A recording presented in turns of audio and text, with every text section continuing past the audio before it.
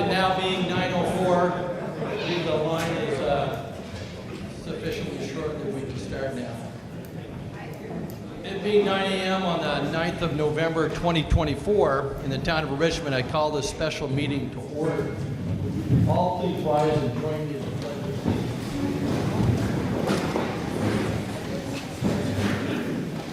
of allegiance to the flag of the United States of America and to the republic for which it stands, one nation, under God, indivisible, with liberty and justice for all. Would you all please remain standing and join me in a moment of silence to honor those who have served and those who are currently serving in the armed forces to protect the freedoms that we have.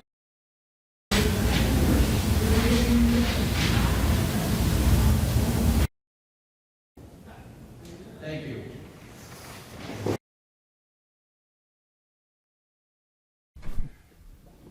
Since this is a special town meeting, I've abbreviated some of my my rules here a little bit, but we've got to make sure we're all on the same page. So again, no food or drink in the gymnasium, and please do silence your cell phones so that our deliberations aren't interrupted. So these procedures have been in place for some time, but it does bear repeating so we're all on the same page. The meeting will be conducted using Robert's Rules of Order, except where superseded by Vermont state law. All remarks or motions should be directed to me, the moderator, and remarks are to be confined to the merits of the question, lest your comments be deemed not germane or out of order. All articles must be moved, seconded, and restated by the moderator before discussion can begin. All motions must be made in the affirmative. Now, a special note here, there may be non-residents here in our attendance today, but a reminder that all non-voters of Richmond may not speak, may not vote, except by suspension of the rules, which will require a 2/3 vote in the affirmative. Remember that you, the body, may suspend these rules with a 2/3 majority, or I, as moderator, can try to anticipate this by asking for common consent. Voting on articles. First, voting by voice vote. Then, if necessary, by standing or raising hands. And then the third option is to go with a paper ballot. And reminder, we can have a paper ballot at any time we wish, providing 7 voters call for the ballot. This according to Vermont state statutes. A word on amendments. All articles can be amended, and the amendment can be amended once. I'll help you through that process if we get that far. Please make any amendments in the affirmative in such way that it's clear and succinct, and ensure that any amendments are germane to the original article. Comments on calling the question. Traditionally here in the town of Richmond, we allow the courtesy that all who wish to speak so may do so. In order to call the question, you must be recognized by the moderator. At that point in time, all discussion must cease, and calling the question requires a 2/3 majority, and we may need to divide the House in order for counting purposes. And additionally, when the moderator recognizes you, please stand and state your name for the minutes. Please limit your remarks to 2 minutes such that all who wish to speak on the article may do so. And if needed, I'll remind you of that time constraint. Where is Doug? There he is. Doug Arneson, a young man, is going to be, I think he's volunteered, or maybe he's in negotiations with his father he'll be roaming around here with the microphone. So raise your hand and we'll try to get Doug to you in an expeditious manner. Okay, having completed these procedural aspects, I ask the town clerk in which to read the warning. And before I read the warning, I just want to make it clear that these lists over here is only that we get an exact number of people that are here. Usually on town meeting day, I sit up on the stage and count, and people go in and out, and so it's not a real exact number. And we were trying today to have an exact number of attendance. The official warning, Town of Richmond special meeting, November 9th, 2024. The legal voters of the Town of Richmond are hereby warned and notified to meet at Camel's Hump Middle School in said town on November 9th, 2024 at 9 a.m. to transact the following business from the floor. Article 1, shall the voters of Richmond adopt all budget articles by Australian ballot, pre-printed secret paper ballot? Article 2, shall the voters of Richmond vote on charitable appropriation articles by Australian ballot, pre-printed secret paper ballot? Article 3, shall the voters of Richmond establish a reserve fund to be called the Special Projects Reserve Fund for the purpose of funding projects that improve town aesthetics, enhance use and enjoyment of public land and buildings, improve public safety, improve public wellness, address negative impacts of COVID-19, or invest in necessary improvements to water, sewer, and broadband infrastructure in accordance to 24 VSA 2804. Article 4, if Article 3 is approved, shall the voters of Richmond authorize the Selectboard to deposit up to $993,021 from the general fund surplus of unassigned funds, which was created because of a one-time unanticipated revenue to the Special Projects Reserve Fund, dated the 7th day of October 2024 by the Selectboard of the Town of Richmond, and it's signed by David Sander, Lisa Miller, Bart Hill, Jay Furr, and Adam Wood. Thank you. Article 1, shall the voters of Richmond adopt all budget articles by Australian ballot, pre-printed secret ballot? What do you wish to do with Article 1? Yes, sir.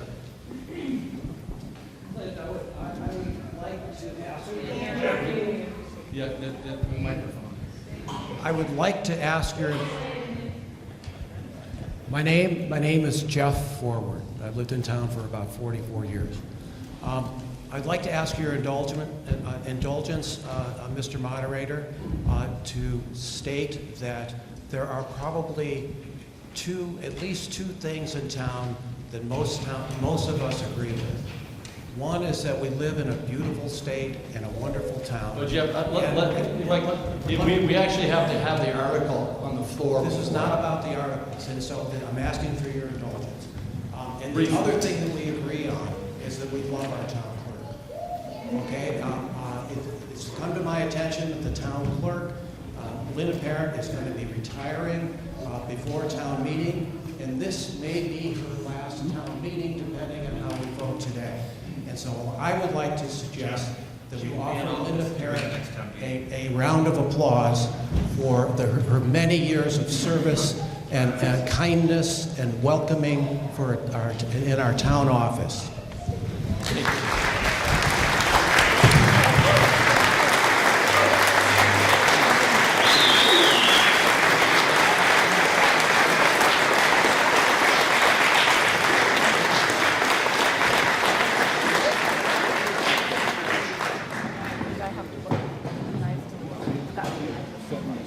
If I had to allow that indulgence, I probably would have been. Appreciate that. So let's go back to the original business. Article 1. What do you wish to do with Article 1? Yes, ma'am. There's your microphone. Do we need to move the question first? You need to move it onto the floor. Please state your name. My name is Patty Brushett, and I would like to move the article to the floor. Okay, Article 1 is now on the floor. Is there a second? We're a little lower here today, so raise your hand nice and high. Yeah. Okay. All right, thank you. Okay. Okay. Article 1, shall the voters of Richmond adopt all budget articles by Australian ballot, pre-printed secret ballots? The floor is now open for discussion. Is there any discussion? Up front.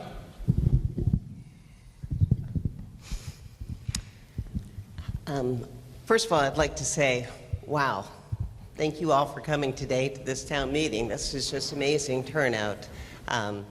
It's a wonderful town we live in. This is very difficult for me to stand in front of the community and speak, so bear with me as my voice shakes. That's okay. You can give your remarks to me. Okay. It's easier for you. Town meeting is the rawest, most intimate, and most participatory form of democracy I have experienced in my life. Democracy is the government of and by the people. Having the opportunity to gather once a year, and in this case twice, but once a year to discuss, listen, and learn from each other, and most importantly, change the budget with the community's input is very unique in America and brings us closer to self-government and closer to each other. Thank you all for being here. Removing the budget would remove a great incentive to attend town meeting. Australian Ballot on the budget does not give the Select Board any information about what the community wants or doesn't want. Budgets are made by a very few people. I've been attending town meeting for 40 years, and when children came, they came too and learned about democracy. I've listened to many different perspectives and voices. Budgets have been discussed in detail, and amendments have been made by the people to that budget and to those budgets. There has been thoughtful civil discourse.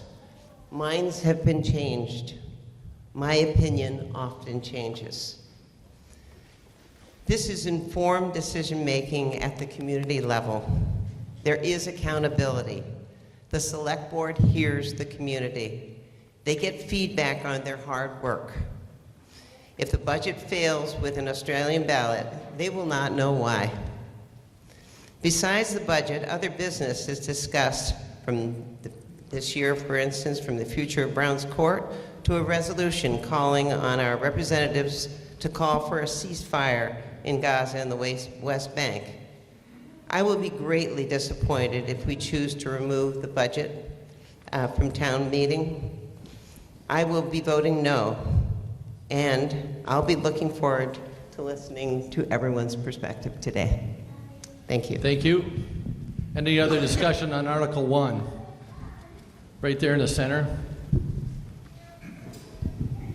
Jean Ann Haskin.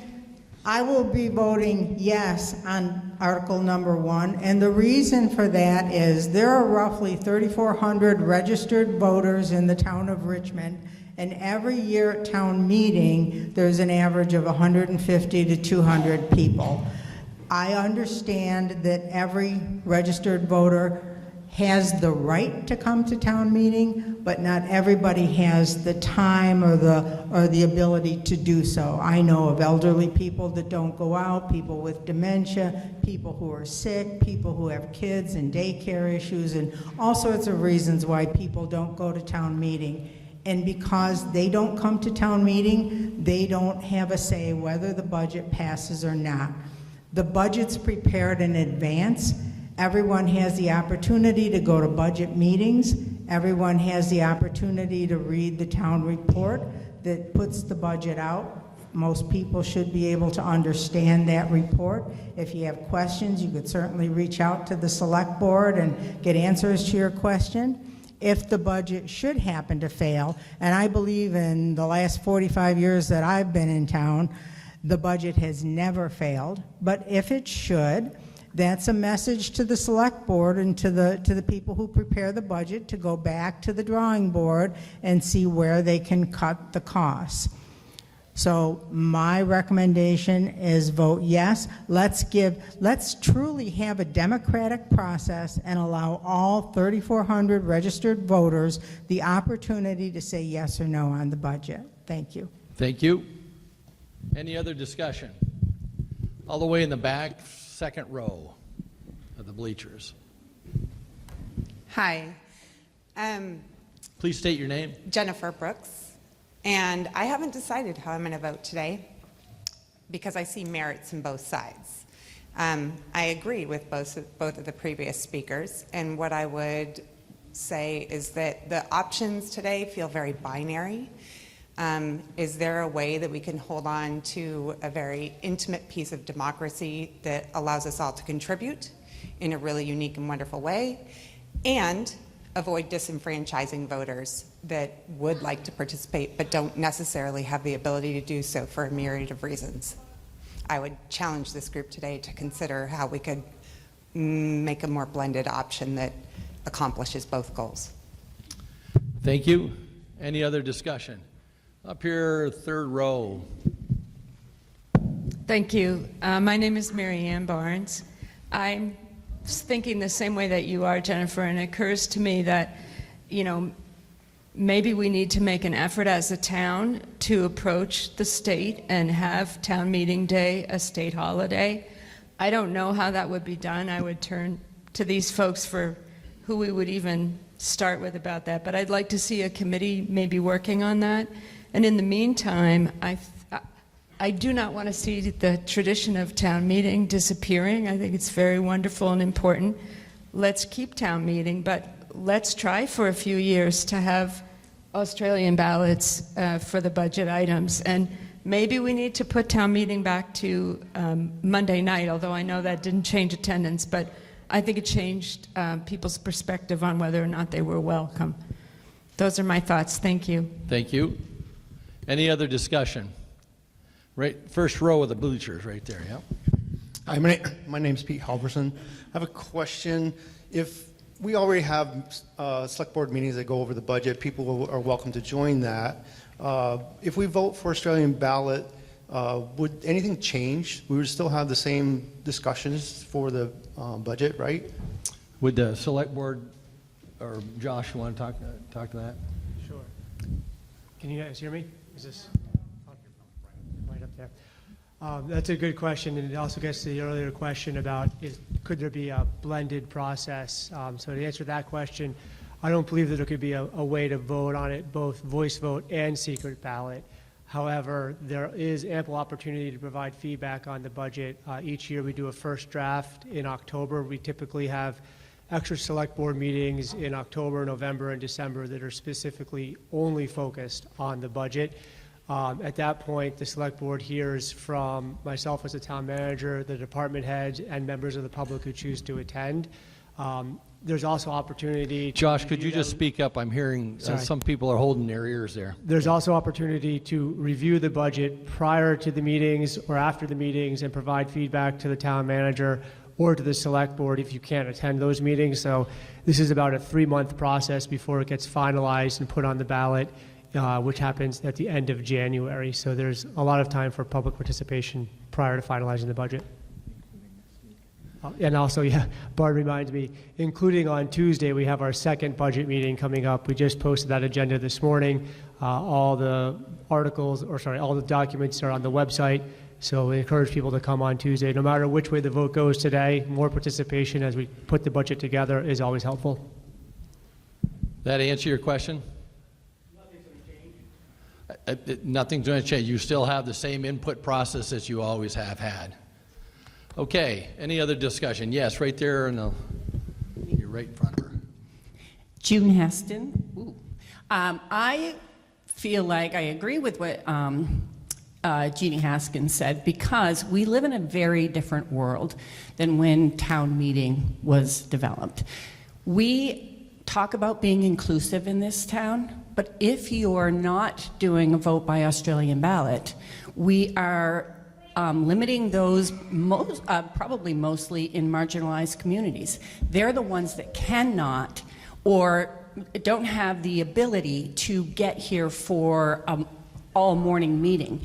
If they can take time off from work, they're going to do that for a sick kid or to take time just to spend with their family. So I agree with this. I think there is a way to do both.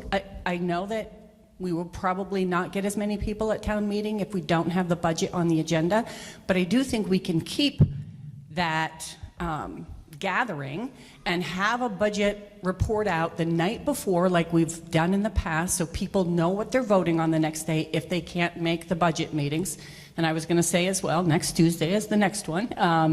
So I am going to vote yes, because I think we need to be more inclusive in this town, and our marginalized communities are the ones affected by having a town meeting vote. Thank you. Any other discussion? I saw a hand up here first. Yep. Martha Nye, how many people actually vote when we have Australian ballots? Probably it varies, but Linda, you want to take a crack at that? I would say it's less than 200 people. No, I mean who actually come to vote when there's when we vote when we have Australian ballots. Oh, when we have Australian ballots, probably 700 out of the 3,400. If there's nothing else on the... Yeah, obviously it depends. Please. It would depend on whether there's anything else on the ballot that day. If it's purely the budget, well, the only real time that we have to compare this to is the year 2000 during COVID, or rather, I guess it was 2021, which is our first completely online one. Linda, do you remember how many people voted in 2021? Or do you have that number? Hang on, she was being distracted. Did you hear the question that Jay had? No, you did not. Could you repeat the question? The best comparison would be 2021, which was the first time we had a online-only vote because of COVID. Do you happen to know how many people voted in 2021 town meeting? Not really, but I recall the highest really of just regular town meeting, we're not talking presidential or anything, was just under 800.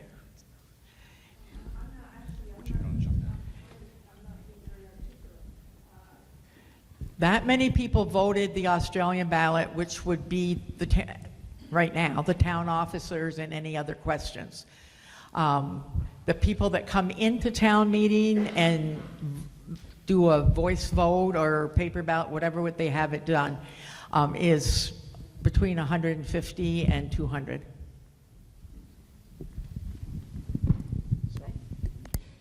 Thank you. Clint, could I? Yeah, I'm sensing clarification is desired. So when we looked into this and put out an explanation sheet about the budget, or about the voting, the numbers that we got was typically about 1,200 voters cast ballots for items that are on Australian ballot on town meeting day.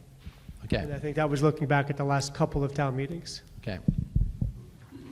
And I think what we also heard was that depending on the items on the warning, certainly town meeting can vary. Obviously, we saw quite a decrease when the school budgets were taken out and those type of things, but that's the general sense of things. All right, any other discussion? I saw a hand up back there with a mask. Yep. Hello, Kendra Ziski. I was actually born and raised here. I'm a very active member of this community. I'm on some committees. I have 3 children.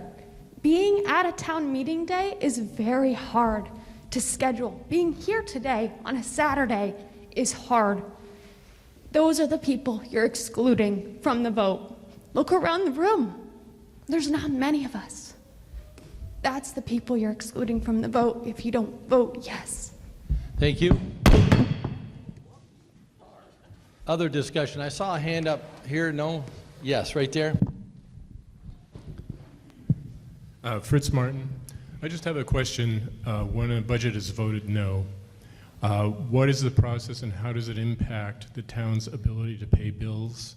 What is the timetable after a no vote? So if I got you right, if a budget would fail on an Australian ballot, what are the implications of that for paying our bills? Yeah, I don't know the exact time frame, but there's a certain amount of time in which the board has to put a new budget back out to the voters and hold another election. And I think that if we don't have a budget, there's a certain percentage of the previous year's budget that the town has can use to work with for that coming fiscal year. So there is a process in place. I'm sorry for not knowing the exact time frame. I think the town and or city of Barrie ran into that last year quite a bit. Many of our towns in Vermont have.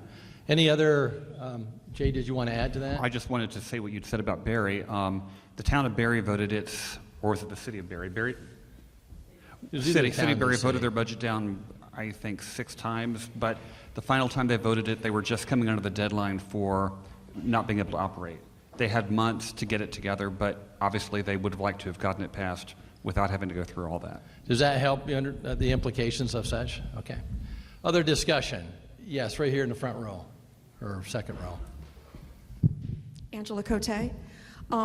My observations of town meeting day when I've attended, the purpose of the budget discussion is to allow the community the opportunity to pass amendments to individual line items to that whole budget. My question is to the history on the board there. In all of the town meetings that you've attended, and I'd love to include Linda in this because she's got the broader, has there been any significant amendments to the town budget being voted on that would have resulted in large percentages of cuts or additions to that final dollar amount during that day discussion? You want to add? Yes, there has been opportunity. I mean, I certainly recall in my tenure anyways that we have had, police budgets zeroed out, and we've had minor additions to charitable organizations. There's a myriad of different things that can go on during the budget amendment process. That they widely range. You want to add to that? Only that the people talk about it, like you say, the taking out the police budget completely or whatever, but then after all the discussion, it goes right back on. It's a way in which voices to be heard. Right here in the third row. Thank you. My name is Marcy Harding. I would just like to start by correcting something that was just said about the 5 budget votes in Barrie that went down. Those were school budget votes, not municipal budget votes. Excellent We're talking about municipal budgets here. Thank you for that clarification, Marcy. And with respect to the question just asked about amending the budget, the example that I remember very well, I think it was pre-COVID, and I think Linda Parent probably remembers this too, when Jane Van Landingham stood up and recognized Linda for all of her efforts on behalf of this town and proposed giving her a $5,000 raise? No, proposed giving her maybe a $3,000 raise, which the voters then discussed and raised to $5,000. Do I have that right, Linda? I think, whatever. It went up. They were generous. And yes. We've all just stood up at the beginning of this meeting to recognize Linda. That's the kind of change that I would like to be able to make, and I intended last year to stand up, or earlier this year, to stand up and make a similar amendment to the budget to recognize Pete Goslin and the road crew after last year's flood. And I sure hope next year that we can somehow recognize Pete and the road crew for all the work they've done, particularly on Stage Road. Thank you. Just let's make sure we're germane to the discussion here. Okay. All right. Any other discussion first time around? Right here on your left-hand shoulder. Hi, my name's Danielle Petralia, and I live in Richmond. And I'm a teacher, and we don't automatically get town meeting off if we don't work in Richmond. We can take it off. I work in Essex, but it is a hassle, and we feel guilty because we don't have substitutes right now. So I honestly couldn't take it off. So just wanted to let you keep that in perspective. Thank you. All the way in the back.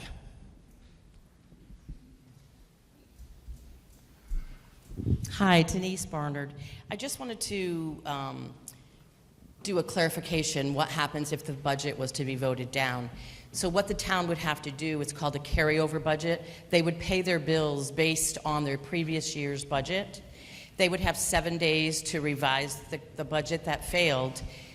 They would have to go through the entire warning process. They'd have to go through the informational meetings, and they would bring and prepare a new budget to bring back to us. And they would have to keep doing this until the budget passed.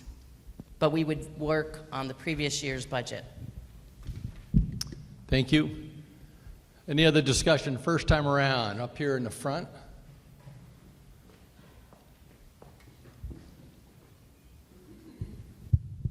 Hi, my name is Gretchen Paulson. I actually have 3 questions.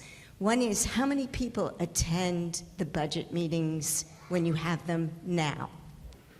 Would you like to answer that first question first?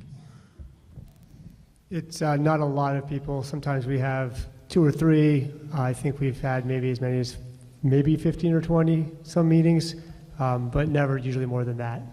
Okay, that's a lot less than 150. And at those meetings, do people have the ability to really affect change within the budget? Like at town meeting, we can talk about zeroing out the police budget or changing whether we get a fire truck or somebody's salary. If we come to these budget meetings, do we have the ability to affect that kind of change? Is there an amendment process during those budget meetings? Yes. So there's not a formal amendment process from the people in attendance. It's up to the select board to hear the feedback and then make changes on the budget that they will then present to the voters on town meeting day. Okay, so it's sort of an individual bringing ideas, and then you all would weigh in and decide. Okay. And so then my third question is, if we did go by Australian ballot at town meeting, would we be able to make an amendment that says we would like to change or add money to somebody's salary? I can help with that. Once, direct. according to Vermont state statutes, and please correct me if I'm wrong, we can have discussions on Australian ballots, but there's not an amendment process to an Australian ballot item. We couldn't make an amendment that says as a town, we can provide outside feedback the to the budget want to do an additional thing. Right, yeah. So, Gretchen, I validate what you're saying about wanting to somehow have the ability to have citizens have the same power. The drawback about citizens being able to come to a select board meeting and make motions to adjust the budget is we're right back to where we started, with only those people who can come to that select board meeting then having that ability.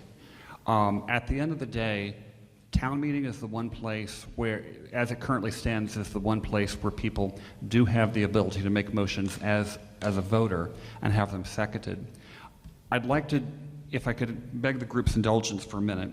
The Vermont League of Cities and Towns has an annual conference called VLCT Town Fair. It was held recently in Rutland, in Killington. And there was an entire track of presentations done by various town and local officials on the subject of how do we resolve exactly this problem. Every town wants the greatest number of participation, but at the same time, it's very hard to get that. And so I'd just like to give you a couple examples of what other towns have tried. The town of Duxbury, our neighbors to the east, has an informational session where they serve pie. So it's an informational session, but it basically takes on the town's social aspect by having breakfast be a part of it.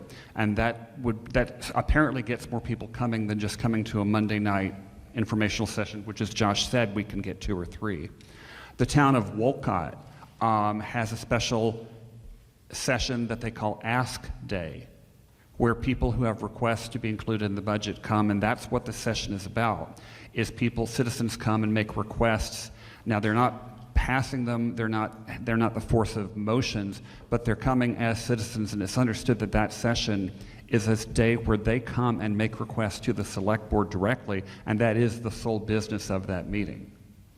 So that's, again, an opportunity for people to come knowing they will be heard and not have to sit and wait through a long meeting just to get to the part that they want to hear about. And I won't take your time by reading all the other options, but trust me, they managed to fill a morning and part of an afternoon with the various towns talking about how do we bridge this gap, getting people the right to vote on what's affecting them and their pocketbook, and at the same time preserving the Vermont traditions. It's tricky.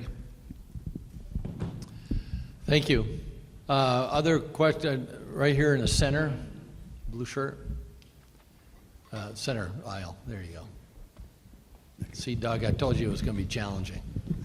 My name is Rick Barrett, and I was on the select board formerly.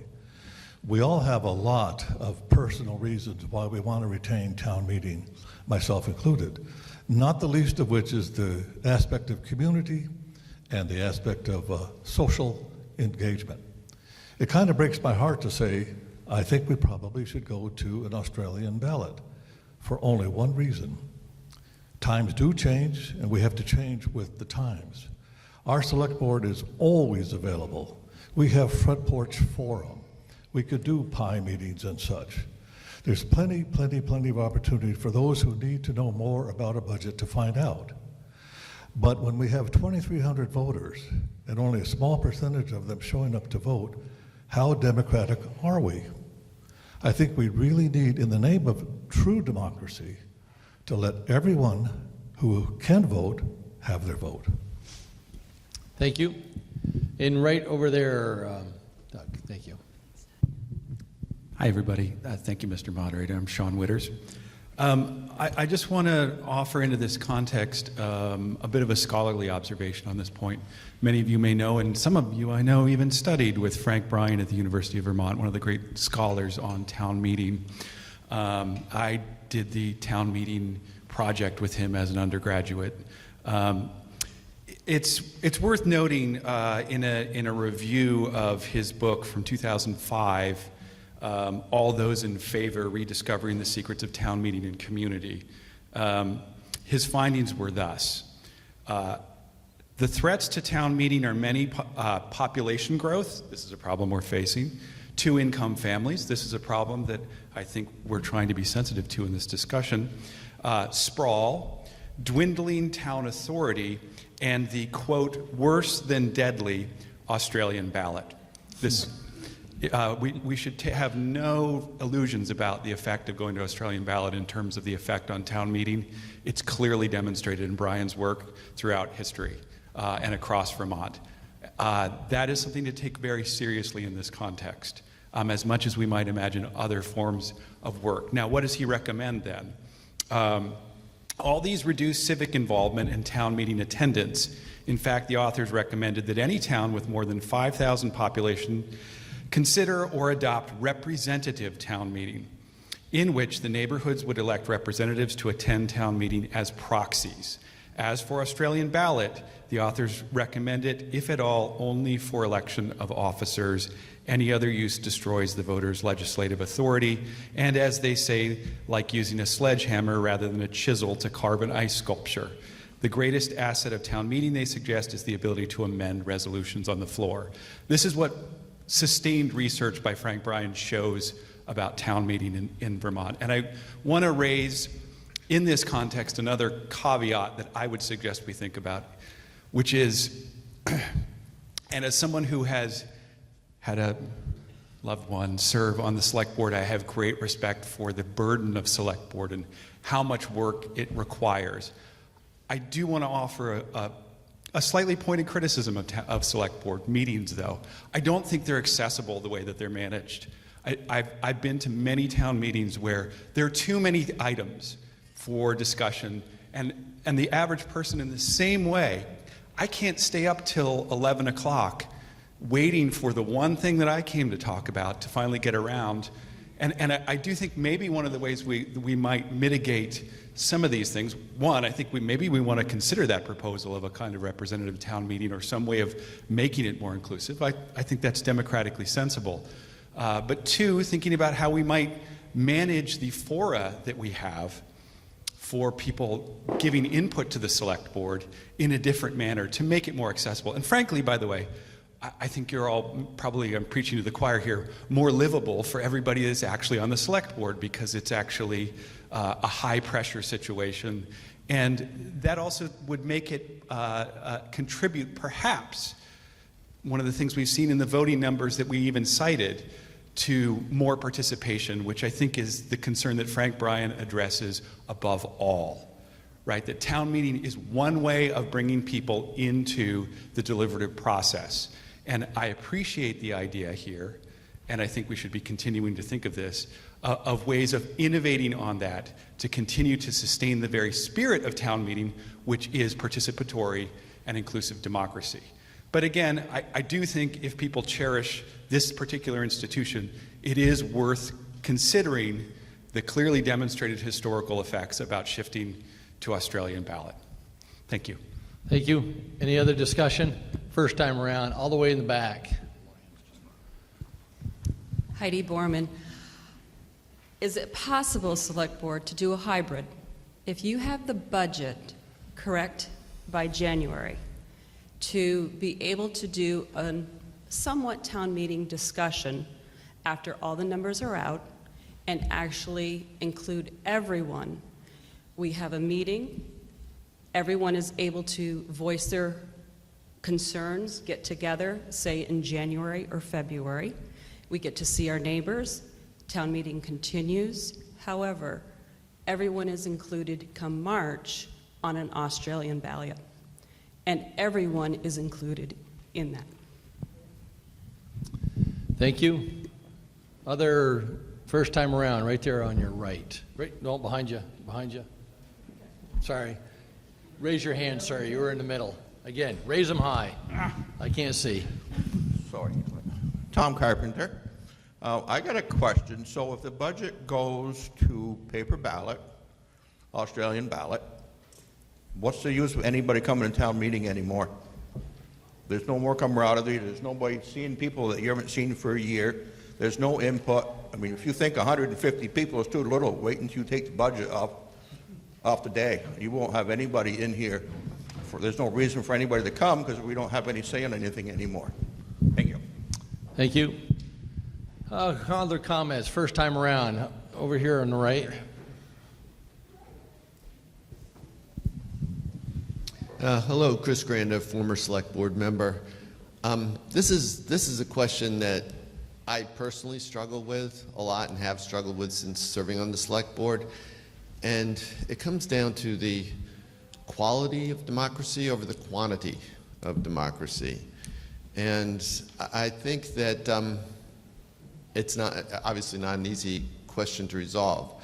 And I apologize, I came in a little bit late. If this question has already been addressed, please let me know. But do we know what the rate of budget failures is in town meetings versus when it's voted by Australian ballot?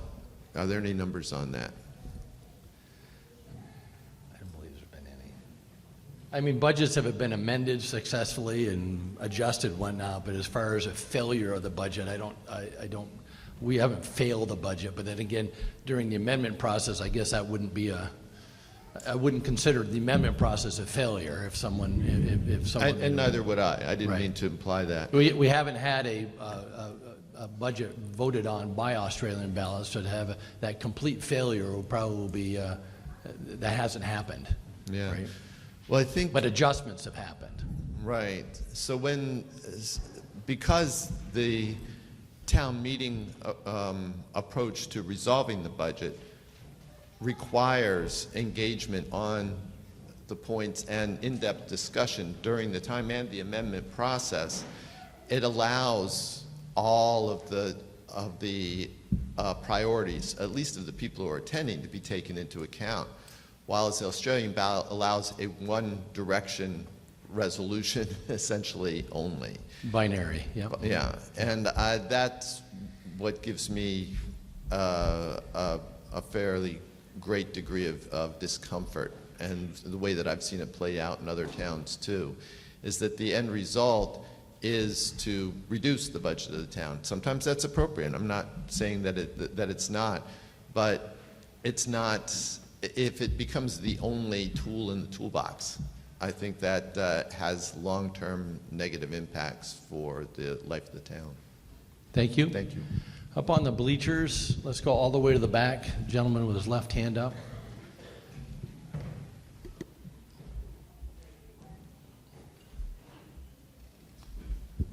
Hear me? Oh, thank you. Kyle Brooks here. I think the value add input and the skin in the game brought by town meeting is invaluable. You know, a informed decision is far more impactful than an uninformed, spur of the moment decision. And so town meeting serves as that conduit. However, efficiency says that if you have a good town meeting outcome, the rest of the town should be in line with it. And so I would propose that you continue the town meeting, you foster things through select board, the ideas are put together, you bring them to town meeting, you get more people involved, those people have input to shape it further at a broader scale, and then take it to the entire voting population, and perhaps maybe a 2/3 majority required to turn it down, because it should be on the right trajectory, and therefore it should be passed. But you kind of want to have those people that have put skin in the game and significant investment, granted, but you don't want to disenfranchise the people that maybe couldn't be there. But if it's in the right direction, a majority of the people should be in line with what's going on. Thank you. Right, Doug, right there to your left, yeah. Betsy Martin. Back to Heidi's idea, if you were to move a meeting forward ahead of voting, Australian ballot voting, and amendments were made at that meeting, would there be a voice vote on that for whether you would take that to heart and make changes? Would that be able to be reported out to the entire town to know what changes have been made and how they were come about, and then voted on at that later date? Yeah, I'm unsure of those. As I said, and I'm not chair, David's the chair, but having a meeting in advance of town meeting in which town voters have the ability to make amendments is what we've got now. We've got informational meetings, and if the town voters can come to these pre-meetings and make amendments and vote, then we have these highly unrepresentational pre-meetings. That's the thing, is we could choose to have a town meeting-like thing where voters can come and make amendments and vote on the amendments, but then we're back to the thing of only the people who can come to those are then getting represented. So right now, Vermont state law does not provide for a structure of multiple levels of town meetings. There is a town meeting, that's where the voters have a say. We are always available as select board members to hear input, and we can make 4 meetings in advance that are as open as you would like. Josh whispered to me a little while ago, maybe we need a town-wide picnic. And I'm not, neither one of us is joking about that. We could potentially have an event in, call it late January, with plenty of time to hear citizen input, get people to discuss it, have pie, have socializing, go back to the select board, amend the budget, and put that before the voters on town meeting day. But that's not that different from the informational sessions we're having now. The thing is, if we want to have that kind of structure, the town has to step up and decide that they want to attend. Thank you. Let's continue down. First time. Oh, please, Josh, continue. Yeah. Then we're going to recognize the guy in the hat here. So go ahead, Josh. Oh, hold on. I just want to add one or maybe 2 small things here. To Heidi's point, I think if we could do something in January where after we've gone through the October, November, December meetings, which are on Monday or Tuesday nights, we could designate a day in January to get together and have a larger gathering, which perhaps more people would focus on. Maybe it'd be on a Saturday like this. We're getting a great turnout. But that vote or that meeting would still be advisory to the select board. There would not be a way that I understand it would be a binding vote at that meeting to amend the budget. But if enough people showed up and there was enough advice to the select board to change that budget, then before it gets set at the end of January to go to Australian ballot, it could be seriously considered by the board at a meeting like that. And that would maybe be a way to create more of a critical mass than, oh, there's 3 meetings throughout 3 months. If it's like January 15th, I'm going to be there, that might be a way to do it. Linda, do you want to add context? I am just thinking that you would have to present the budget to everybody, because then how else would anybody know? I'm just using police as an example. Say you're going to give them $500,000 and they decided that they need a new car, so then you need to raise it. I don't think you have time to do all these amendments and changes before we have to have the amount to put in the warning on the last Monday of January, because that's when the ballots have to be printed and the warnings have to be done by. So I think there would certainly be, some challenges to that, but if we did it early January and the board had 2 months to revise the budget, almost better that than the budget failing in March, and then you've got a shorter amount of time to figure out the response.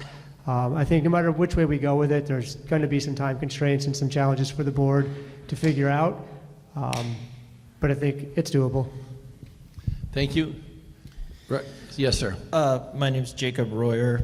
I just wanted to make the observation, exactly the kind of varied and interesting, rich discussion that's happening here, that's what we're putting on the chopping block. And I also wanted to propose an idea, which would be maybe if Australian ballot is what we want to move towards, maybe the way to do it without sort of threatening permanently the ritual of town meeting is to sunset it.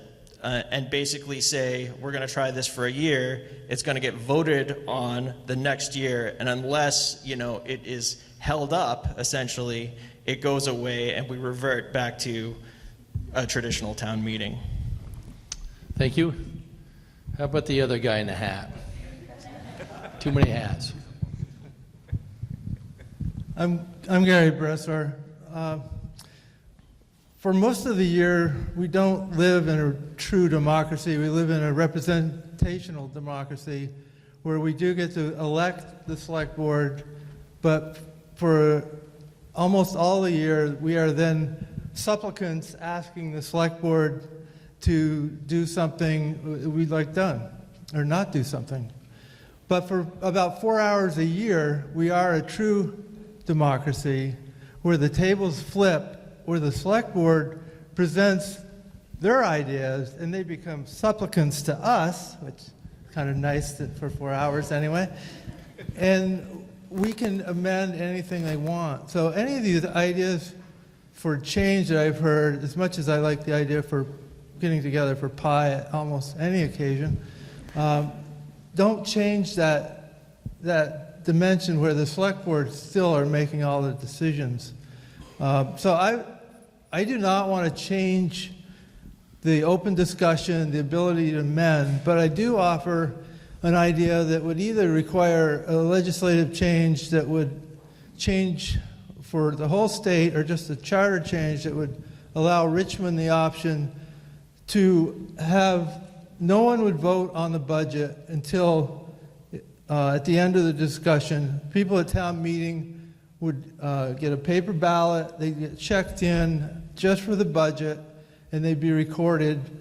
But that vote would not be tallied until the end of the day, and the rest of the day, people can come in and vote on that amount that we amended or didn't amend to. So the warning could say, the select board's budget is $1 million, or as amended on the floor that day.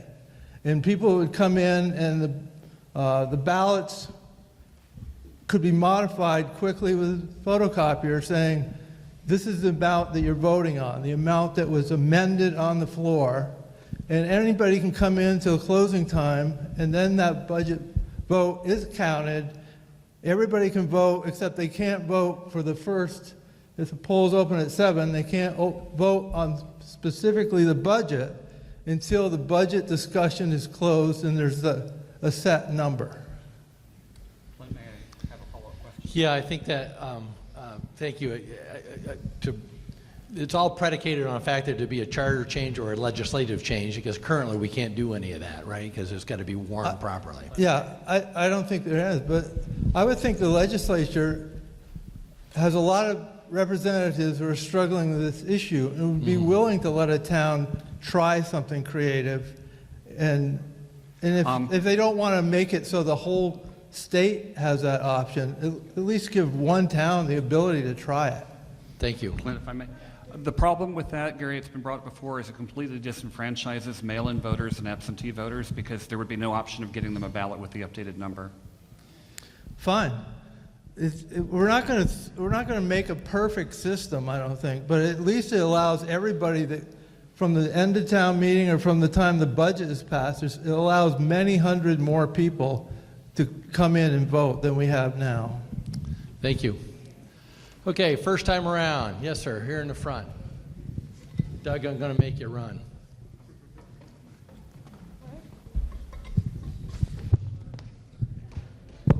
Hi, my name is Duncan Wardwell, and I am in favor of the Australian ballot for many of the reasons already discussed. But I would also kind of just ask a question or a wonder of, would it be more beneficial to break up the whole municipal budget into several different votes on the Australian ballot so the select board would get information about, here's the fire budget, here's the police budget, or here's salaries, here's utilities. I think that would be more the happy compromise in my view. Thank you. Thank you. First time around. Hand back there. And again, I'm trying to give everybody their first shot at this before I go back second. So if I make a mistake, I just can't see you. So go ahead. I'm Lisa Corey. So I'm in favor of the Australian ballot because I think that it's such a very small and unrepresentative percentage of our residents that are able to attend town meeting. I don't think that indicates disinterest or disengagement. I think Jean-Ann brought up lots of reasons why people can't make it to town meeting that are genuine reasons. I understand the idea that we want to give feedback to the select board, and I personally feel like there are lots of ways to do that now, and I never have trouble finding a way to communicate or find out what's going on with the select board. All their meetings are recorded and are online, easy to access. You can email them, you can access, participate in the meetings at home.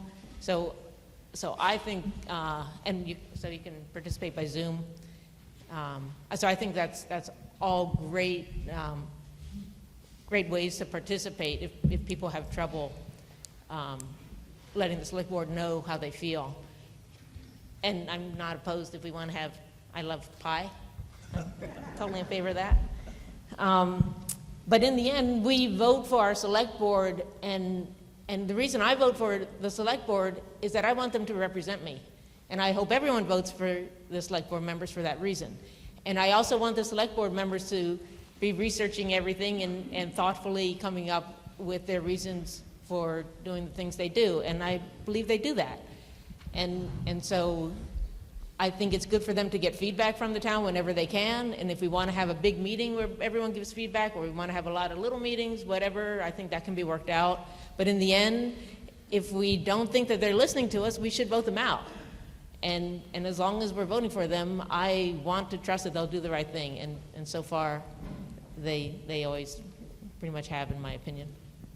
Very good. Okay, up here in the front.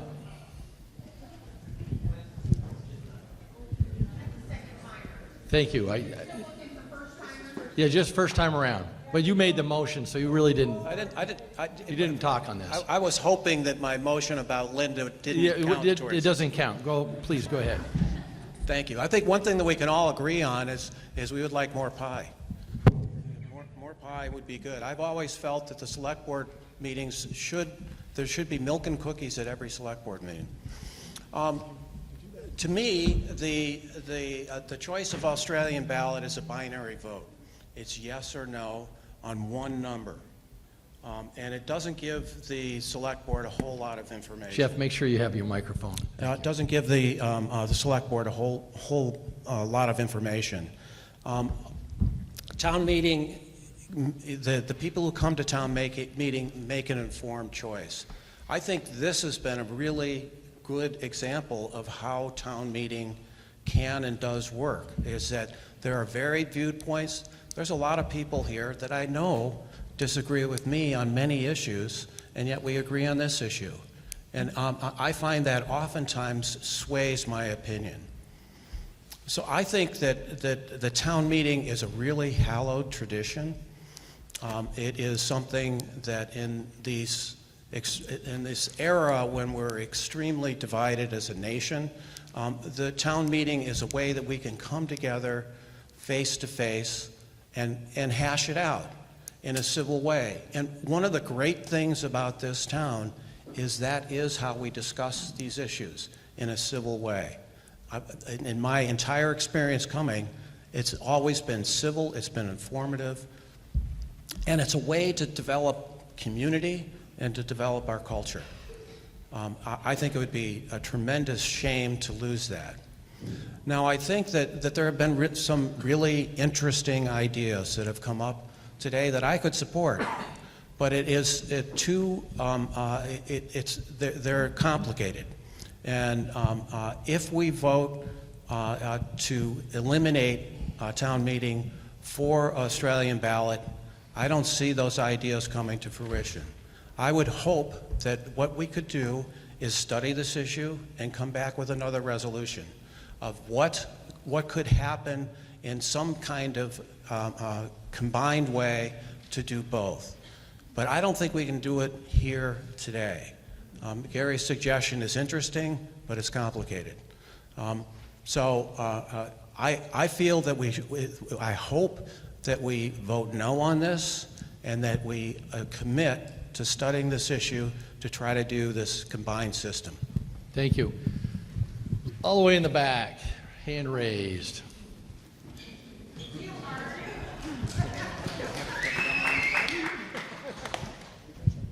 Thank you. The numbers, Art Hamlin, I lived here for 40 some odd years now. 800 was the number, roughly a good count for Australian. I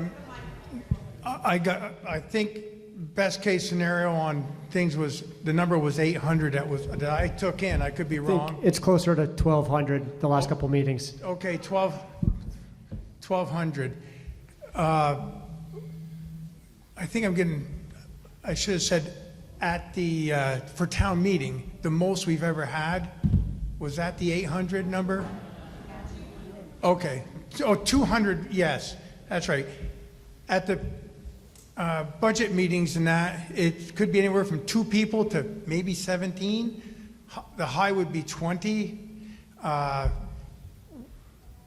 percentages, even at 200 there, and we could have 800 by Australian, that's, correct me if I'm wrong, that's 300% more people participating, having input into the decision. We can have another meeting, a pre-town meeting, and I would assume the number is going to be somewhere between 17 at the best to 200 at the best. That still pales in comparison to the Australian ballot route. We all want to have more people participate, be able to be included in the decision making. I say yes, definitely. Australian ballot, that's my opinion.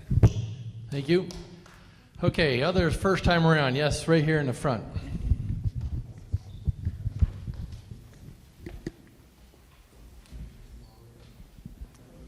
Oop. Yeah, you got to turn the. Art must have How turned about it off now? on you. My name's Jeff Colburn. Many good points of view expressed this morning, but I'd like to call a question. The question's been called. Discussion shall cease, and we need to vote as whether or not to cease discussion. So, it requires a 2/3 majority, and I'm going to first do this by voice vote. All those in favor of calling a question, so signify by saying aye. Aye. Those opposed, no. The ayes appear to have it. The ayes do have it. The question has been called. So, we move right to the question of Article 1. I will restate the question. Article 1, shall the voters of the Richmond adopt all budget articles by Australian ballot, pre-printed secret paper ballot? All those in favor, so signify by saying aye. Aye. Those opposed, no. No. The chair is in question. So we will move to voting by standing up, if we want to do that. So, all those in favor of Article 1, hang on, I got a point of, hang on, we got to get the justice of the peace, excuse me, yes. Perhaps you want to jump up on the stage or something of that nature. All those, Marshall, please, keep going.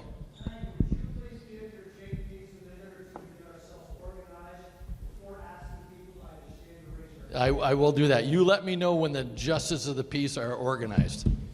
Stand by, please.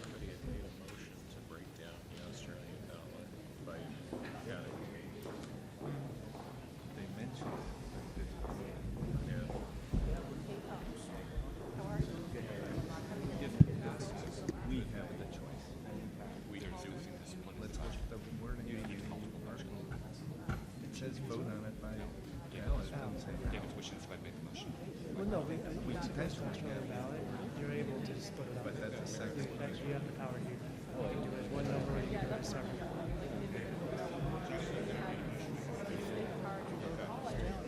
Yeah, you have the power. Tell Josh his hearing is very good. No, it's the game of telephone. No, discussion has been ceased, so let's go with where we are in this. All right. So, what's that?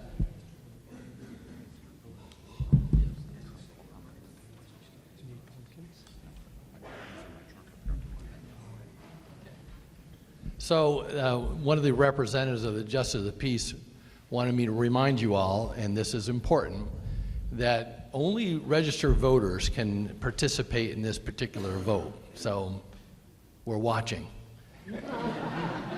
Secondly, because it's going to take a little bit of time in which to count, when you stand up, remain standing until I tell you to sit down. And what? Yeah, don't move around. Just stay in your own spot. Okay? Those are the two reminders. Is it a question regarding the voting process? I'd like to get, apologies for my naivety here. I'd like to get a point of clarification. My understanding, we just had a large discussion around a possibility of something in between, a hybrid. I'm getting to the vote, yep. So for those of us who don't see our option available, if we want to amend the option, do we have to vote no and then do an amendment process? Is that how this works, or no, do we the question has been called in the right? But body. I'm asking for voting. How do I? If you vote, and I will clarify that. Thank you. If you stand and vote, and I will, if we're ready to stand now, then I will ask Article 1. I'll repeat it. Shall the voters of Richmond adopt all budget articles by Australian ballot, meaning pre-printed secret ballot? So when you stand, you are in favor of this article. So you are in favor of Australian ballot. Okay? Okay. Right, we've called the question. All right, all those in favor of Article 1, shall the voters of Richmond adopt all budget articles by Australian ballot, pre-printed secret ballot, please stand.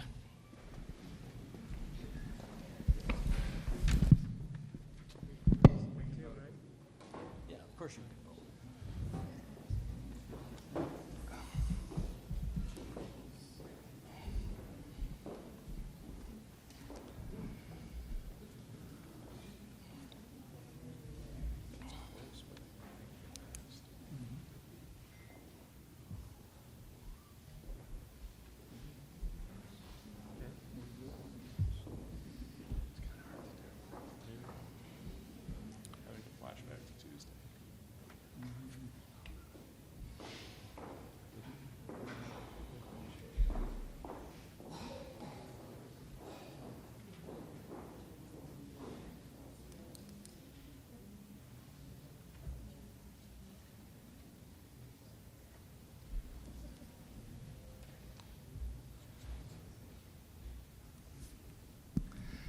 You are all being such good boys and girls.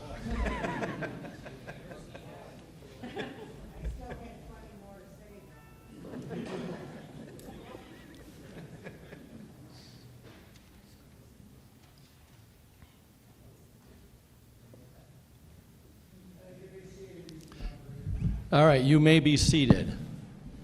All those opposed to Article 1, meaning Article 1 again, shall the voters of Richmond adopt all budget articles by Australian ballot, pre-printed secret ballot.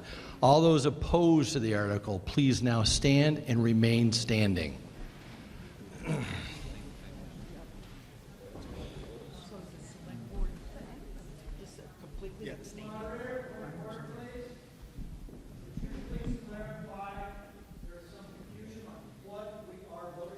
Yeah, again, we're the question's been called, so we are voting, and it hasn't been amended, folks. So we're voting on Article 1. Shall the voters of Richmond adopt all budget articles by Australian ballot? If you are now standing, you do not want to vote by Australian ballot. You want to continue.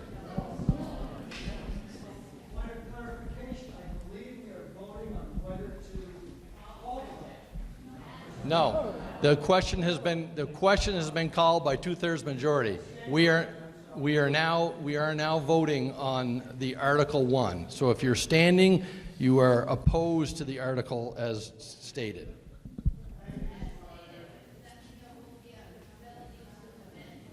No, your ability to amend when we call the question. Explain that I do get that. This means it would be the same as you know.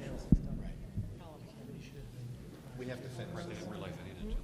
We have to finish this one. Yes, we do.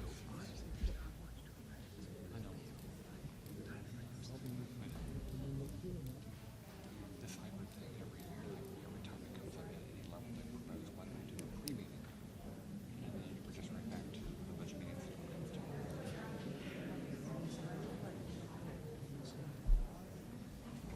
But I think it's pretty obvious that it's failing.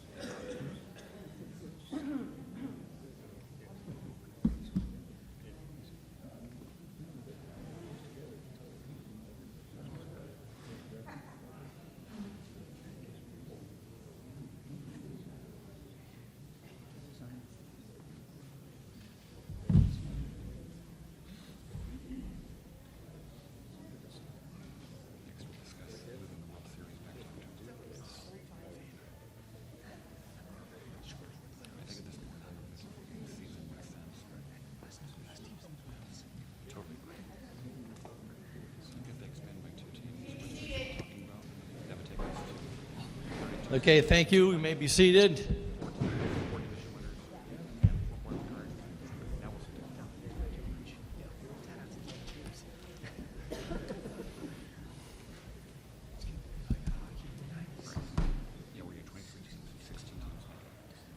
Okay. Okay. The results of the vote for Article 1. Article 1, shall the voters of Richmond adopt all budget articles by Australian ballot, pre-printed secret ballot. The ayes are 62, the noes are 57. The article passes. All right, let's keep some decorum here. Thank you. Article 2.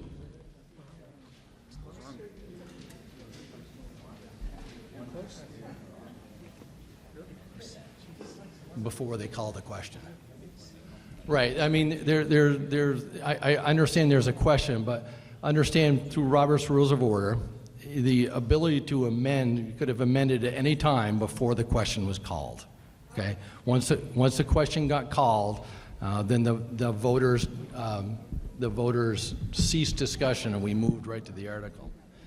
Article 2, shall the voters of Richmond vote on charitable appropriation articles by Australian ballot pre-printed the secret paper ballot. What do you wish to do with Article 2? It needs to be moved to the floor, folks.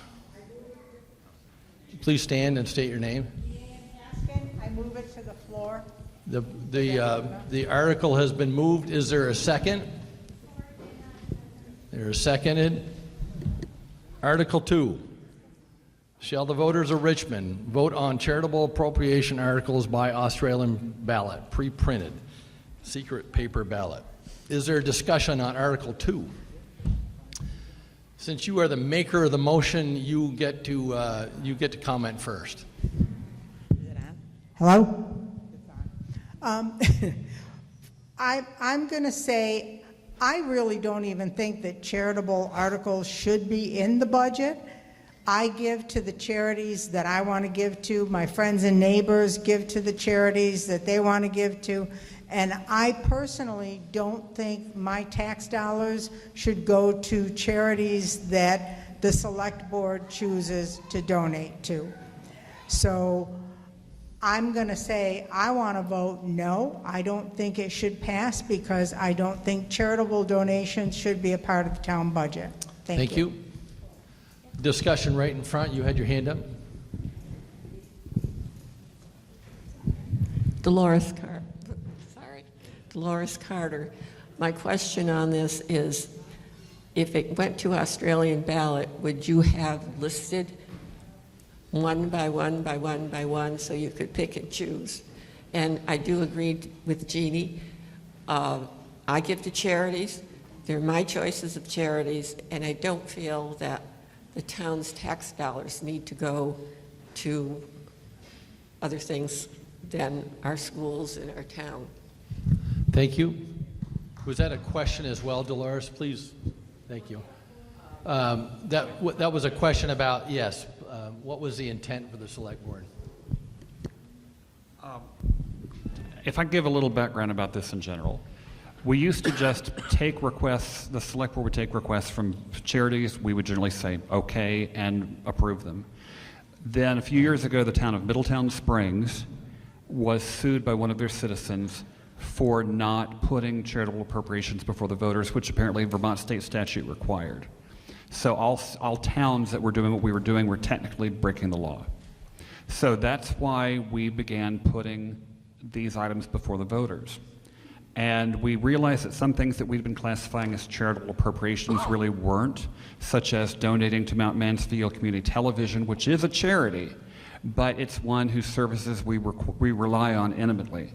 And we said, okay, now, yes, it's a 501c3, but it's not really, we're not donating because they're a charity. So some things that had been treated as charities were moved to the regular governmental budget. That left these other items, things like Hope Works, our Community Cares Camp, and so forth. And so we put those on last year's on this most recent town meeting ballot as individual items, and we heard an earful of people who said, oh sure, like I was going to stand up in front of all of my fellow voters and say, no, let's not give money to our Community Cares Camp. That's the impetus for the thought of making this an Australian ballot item, so that people wouldn't have to vote thinking, oh my God, if I vote against this, I'm looking like some ogre. I want to second the point that was made. This is me taking off my select board hat and putting on my personal hat. There is a point of view that we shouldn't be donating to any charity, that citizens can donate to whichever charities they want. I donate to charities, and I don't necessarily think that the town should have to support the ones that I personally support. Right now, it's being based pretty much on if you're a 501c3 and you want to fill out the paperwork, you can ask for money. And if this passed, it would go on the ballot, and the town would have the ability to say yay or nay. This item on the agenda does not say, let's cut off all charitable appropriations. It simply says such charitable appropriations as we might have would be voted via Australian ballot. If we want to not do charitable appropriations, that's certainly something that people could come to the select board and say, and we would, it would be as receptive to that as we are to any citizen input about the budget. Thank you. Yes, thank you. Art Hamlin. charitable contribution. It's our tax dollars. We're not giving it to charity. We're being taxed. It's for you to spend on our budgets and whatever, but not to be for you to give away. I don't think it should be in your hands to donate our money. I donate to things that I have interest in donating to. To me, that's just thievery. I mean, I don't get it. I don't understand how you can call it a charitable donation. How can you say you're donating to a charitable cause when it's my money? Mr. Hamlin, that's what the change was, actually, to put that before the voters. Prior to 2 years ago, we were doing exactly what you said, but now it is in front of the voters. What has changed? Is it not still my tax dollar? But it's now something the voters can vote. The voters have always had the ability to vote on the budget, but now they're individual items. But it's always been the voters finally making the approval.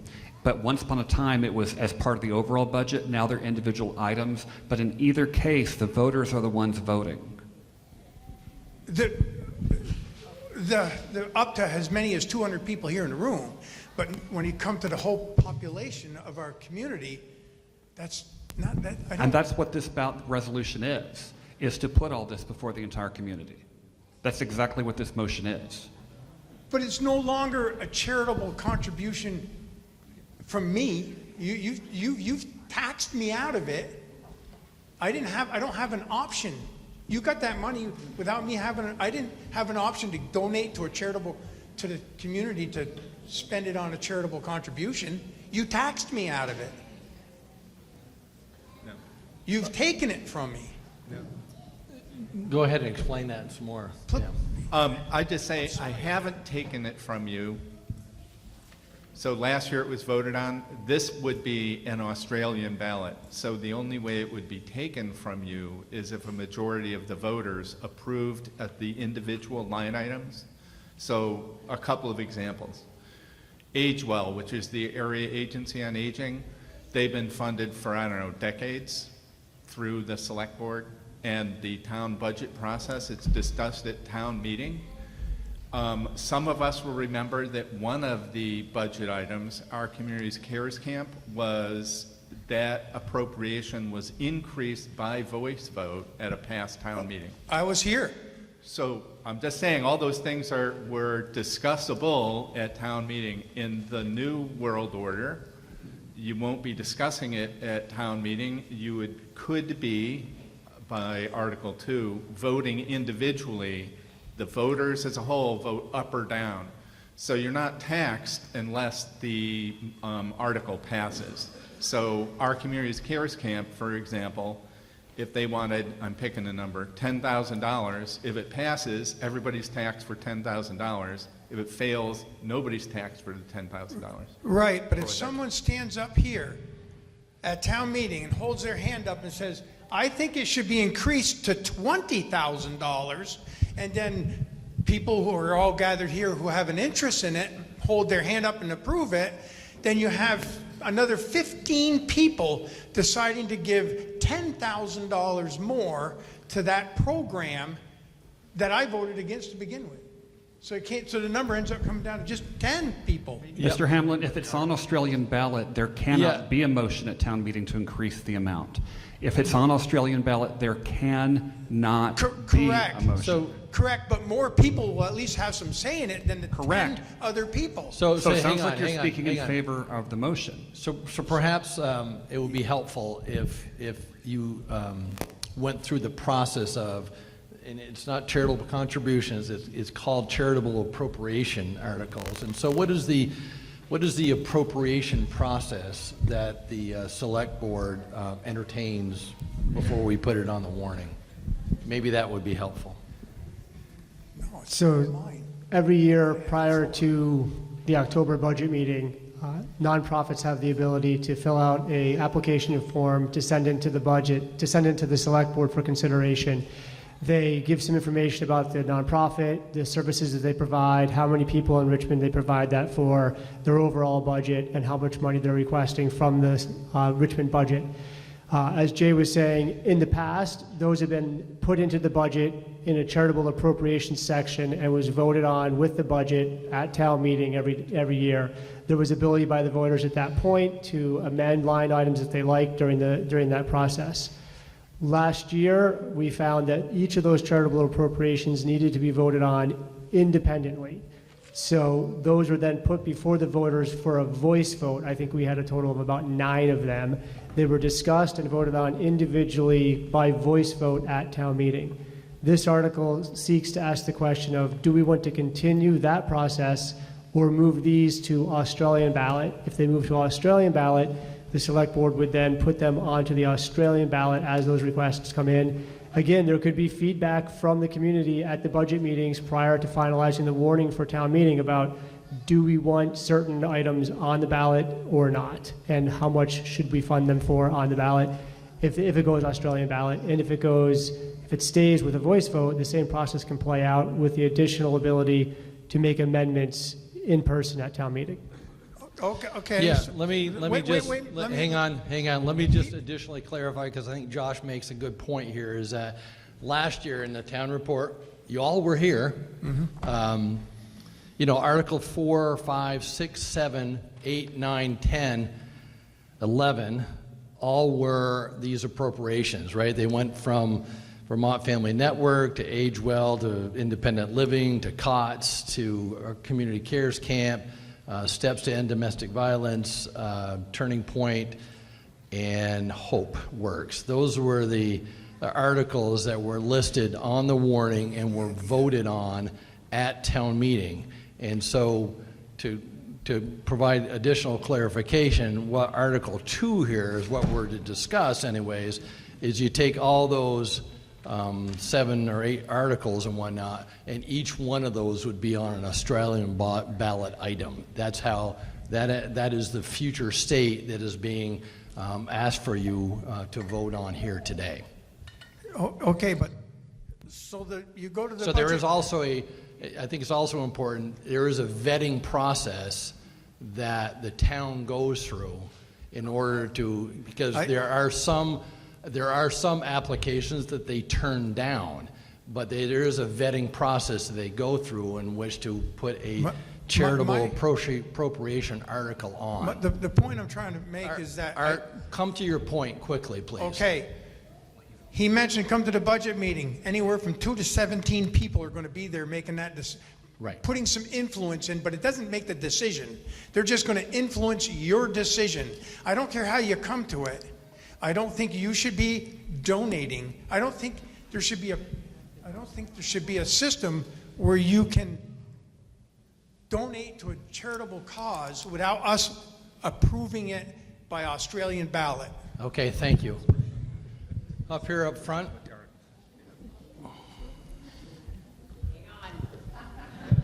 Hi there, Mary Houle. Josh mentioned that there is a data sheet that needs to be filled out by each requesting body. Well, a lot of the folks that fill those papers out skip things. I used to review those. I think I reviewed them for 5 or 6 years. Before that, it was just, we want this amount of money, we're a nonprofit, yes or no. Well, even now, some folks that submit those applications refuse to fill out the required data. Those should be summarily rejected. You don't get a second bite at the apple. And I have opted, since my parents passed away in 1997, every year I give a $500 contribution exclusively to the Richmond Fire Department. So Mary Houle has given $13,500 of my money, not something the town voted on, to the Richmond Fire Department. And I don't say you need to buy earmuffs for them. It is up to the fire department to use for their discretion. I don't qualify them other than they're a volunteer fire department in our town. I'm not going to require you to give $500. So I don't think it belongs on the ballot at all, but that's my 2 cents. Thank you. Thank you. All right, I had a hand up here in the front row, and then we'll go back there. So Jeff Forward, just to be clear, we're not voting on whether or not to do charitable appropriations. We're voting on the method. It is only the method. It's Yes. only the method. Yeah. In light As it stands today, the select board will continue their vetting process in order to put things onto the warning. Correct, and then they would present it at a town meeting, which we now are not going to have, and there'll be a handful of people come and they get to vote? Well, no, this article, again, is to put, this article as stated, shall the voters of Richmond vote on charitable appropriation articles that are presented from the Select Board by Australian ballot. And if they vote no, then those charitable contributions, they could go before a town meeting as they do now? I don't think that would be the way? It's whether we do charitable contributions. Perhaps you can provide some clarification on that. So if this article does not pass, then they would stay at a voice vote at town meeting. That's what I'm saying. So if that's important. So like if we just voted not to have town meeting, essentially the way we have done it in the past. We voted not to do it, and we voted to do the budget by Australian ballot.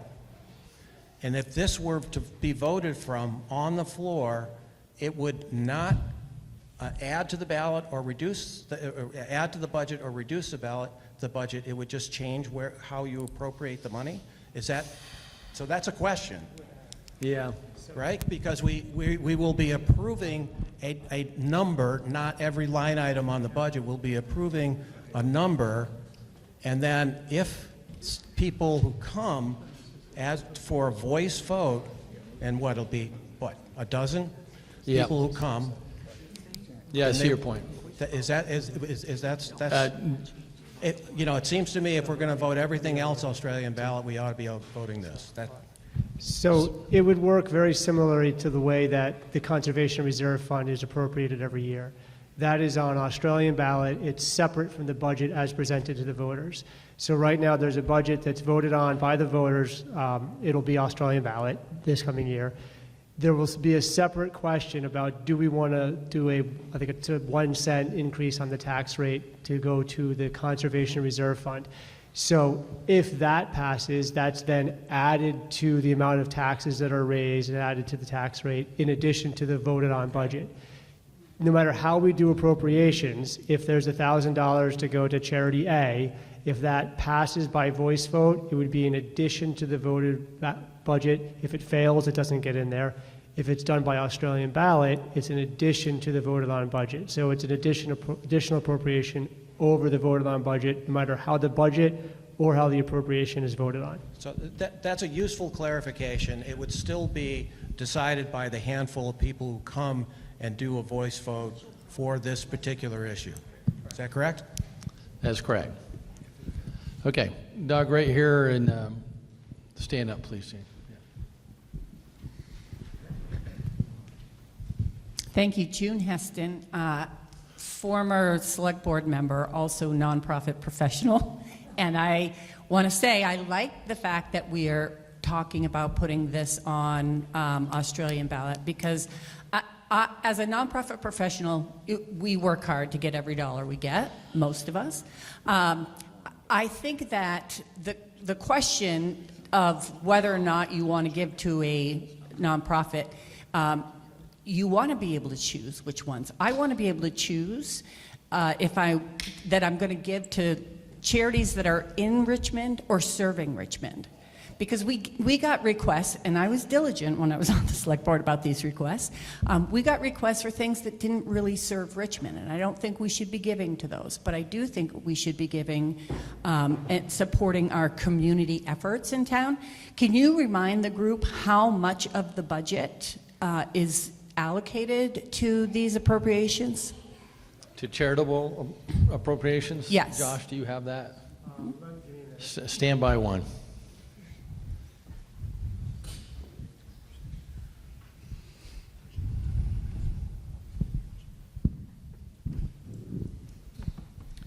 While Josh is looking that up, I just want to mention that there seems to be some confusion about the whole concept of charitable contributions. At the Select Board, we have to vet applications, and the Select Board chooses to assist or provide an avenue to assist organizations that serve the town of Richmond. So we get a value back on dollars that are invested in these organizations. These are organizations that serve the community. So in the current fiscal year 25 budget, there were $16,760 appropriated to the charitable appropriations that were voted on by voice vote at the town meeting. And just for some context, the entire budget was $4.9 million. So we're talking less than 5%. Actually, that's less than, I don't know, less than 1%. And I feel strongly about supporting our community cares camp because they do a lot of good work here. Thank you. Let's go up to the bleachers right there. Fritz Martin again.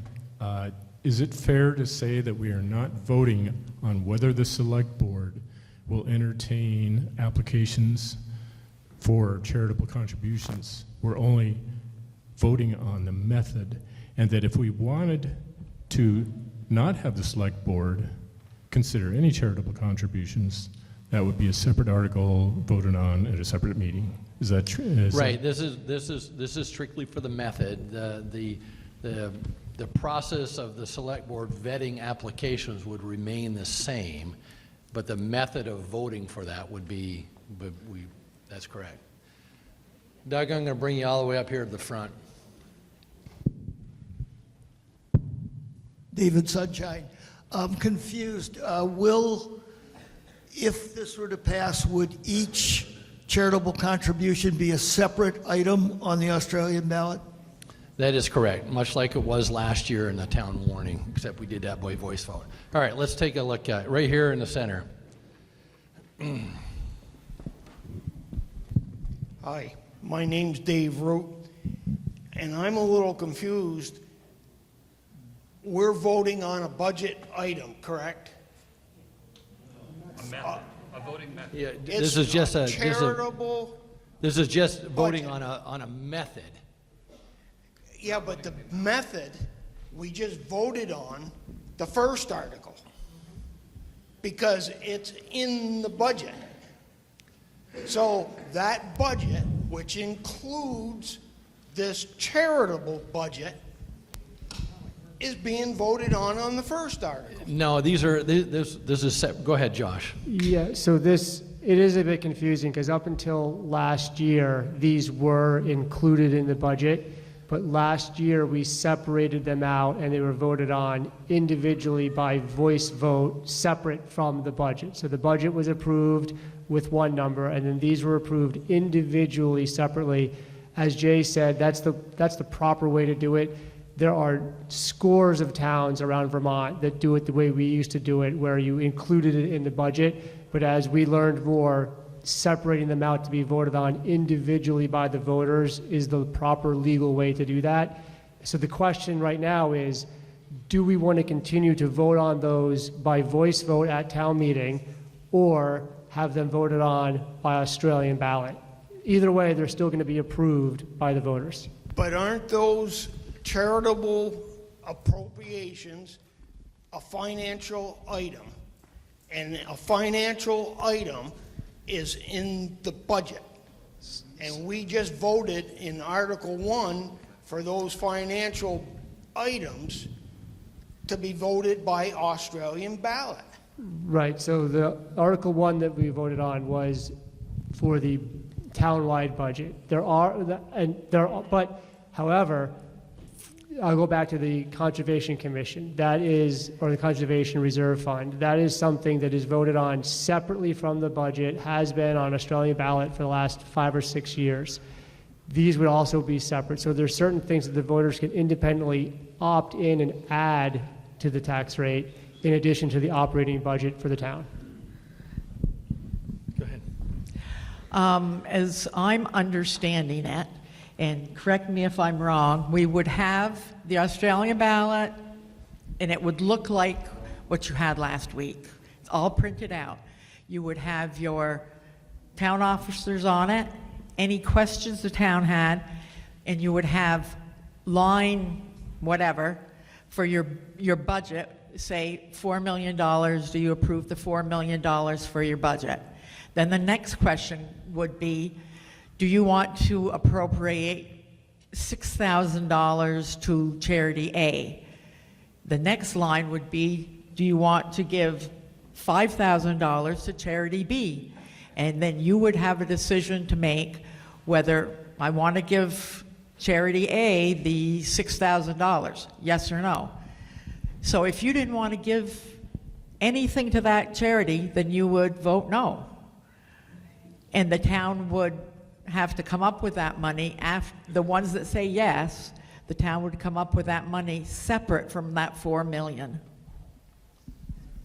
Thank you. I had one in. I would like to answer a question that got asked a little while ago from up in the stands. Could we have an article on a town meeting at some future date? It wasn't warned, so it can't be brought up today, where we say, town, do not do charitable appropriations. And the answer is yes, we could have an article to that effect. Absent that, it is certainly also in order for townspeople to come to us at the select board, and you can pick up the phone, you can stop me at Sweet Simone's, you can stop by David's house and wave to him from the bottom of the driveway. I mean, whatever means you want to take and say, I don't think we should be doing charitable appropriations, let each of us make our own decisions. That's how everything else in the budget works. If you tell us, if we get the sense like we did with the sidewalks, we didn't take a formal town vote regarding sidewalks, we just heard loud and clear people didn't want them. If we get a town-wide sense that people do not want us doing charitable appropriations, then that's that. The select board would know not to put that into the budget. And that's why we seek citizen input at these budgetary meetings like the one we're having on Tuesday. Do people want us to include such things?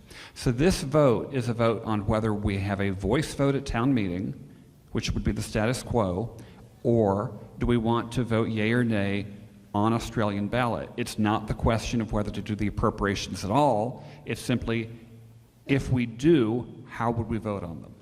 Very good. Thank you for that clarification. All the way in the back. Go ahead. Yep. Hi there, Sean Witters. I'll just remind folks, we did functionally vote to end town meeting, and the statistics on this are really clear. When the budget's out, it's over. 87 people participate in Williston's informational meetings. This happens over and over again across the state. One of the things we're talking about here then is, do we preserve any direct representative democracy in the way that Gary so thoughtfully framed it? And there seems to be a lot of desire to have a town-wide discussion about this issue. If you want to hold on to some element of town meeting, maybe we should think about that. And this might be precisely one of those things that would still keep people coming.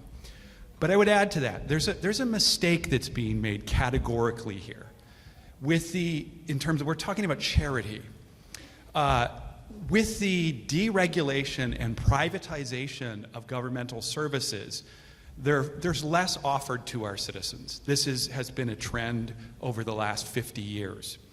So one of the things that has stepped in, and I think June was speaking for this, is non-governmental services have to make up for that space. So take HopeWorks, okay? So if you don't know what this means, HopeWorks is a first responder for sexual assault. So if someone in our community is domestically abused or sexually assaulted, they are the people that are the intermediaries with law enforcement and provide recovery and treatment options. A vital service across Chittenden County. They are the first responders, contracted first responders for the University of Vermont. When a sexual assault happens there, HopeWorks is there. So what we're talking about here is a non-governmental service that supports people suffering from sexual violence in our community.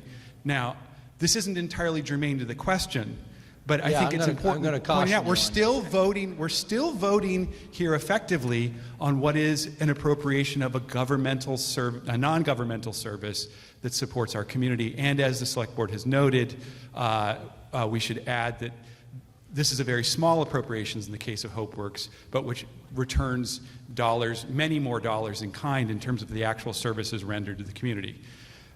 I obviously want to advocate for this organization, and I do have some issues with deciding not to fund them, but I will say simply, if we want to have direct input on this, then the question of the Australian ballot is a real question. And if we want to preserve town meeting, the question of whether we move this to Australian ballot is really a significant one. So it's very complicated. Thank you. In the back there. Hand up. Yes. I'd like to call the question. The question's been called, so we will take a vote as to whether or not we want to call the question, folks, right? It requires a 2/3 majority. So all those, again, this is ceasing discussion. All those that want to cease discussion by calling the question, so signify by saying aye. Aye. Those opposed, no. No. The ayes appear to have it. The ayes do have it. The question has been called. Okay? So now we're going to vote on Article 2. Article 2. Shall the voters of Richmond vote on charitable appropriation articles by Australian ballot, pre-printed, secret paper ballot?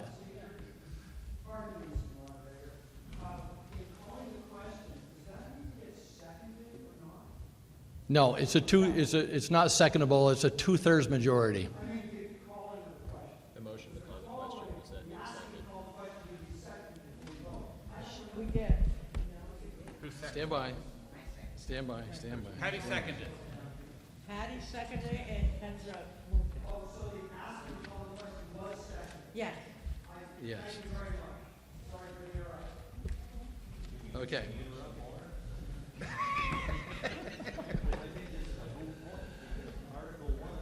Article 2. Shall the voters of Richmond vote on charitable appropriation articles by Australian ballot, pre-printed, secret paper ballot? All those in favor of Article 2 so signify by saying aye. Aye. Those opposed, no. No. The ayes appear to have it. The ayes do have it. Article 2 is passed. Article 3. Shall the voters of Richmond establish a reserve fund to be called the Special Projects Reserve Fund for the purpose of funding projects that improve town aesthetics, enhance use and enjoyment of public land or buildings, improve public safety, improve public wellness, address negative impacts of COVID-19, or invest in necessary improvements to water, sewer, and broadband infrastructure in accordance with 24 VSA subsection 2804. What do you wish to do with Article 3? Mr. Moderator, move to introduce Article 3. I need to have it moved onto the floor. Do you want to move it? Okay. So the article has been moved. Is there a second? There's a second. As the maker of the, so the article is now moved to the floor. As the maker of the motion, you may speak first. Okay. I'm going to be brief, and then Josh can go into more detail. A few years ago, the federal government, through the ARPA, American Rescue Projects Act, issued money to state and local governments for COVID recovery purposes. There was a list of ways the money could be spent and a list of ways the money could not be spent. Those ways are essentially summarized here in the motion. The money needed to be allocated, the money that Richmond received needed to be allocated by the end of 2024. If it was not allocated by the end of 2024 and spent by the end of 2026, we have to give it back. Now, we don't have all that money under contract yet. The Vermont League of Cities and Towns and our own attorneys advised us that we would be legally compliant given the section of the law that Richmond was eligible for the money under. If we took the remaining money and put it in a special projects fund, that would then be spent when those contracts are issued for those purposes. So basically, this is the ARPA money being moved from one fund to another fund so that we don't run up against the 2024 deadline. Thanks, Jay. I just want to add one point of clarification to that. So we did have some money already under contract and spent, and with the deadline coming up at the end of this year, the option for the select board was to move the remaining money essentially into the general fund to pay for government expenses that were already occurring that was an allowable use of the ARPA money. So that then satisfied the federal guidelines that the money was spent by the end of this December. So the question here is to take the money that was moved in by the Select Board in August and move that into a special projects reserve fund to be used for the same purposes that it would have been used for had it still stayed in the ARPA fund and the deadline could have been extended. One thing that has come up, especially since the most recent flood in 2024, is how can we use reserve funds or borrow from reserve funds to pay for expenses for the flood?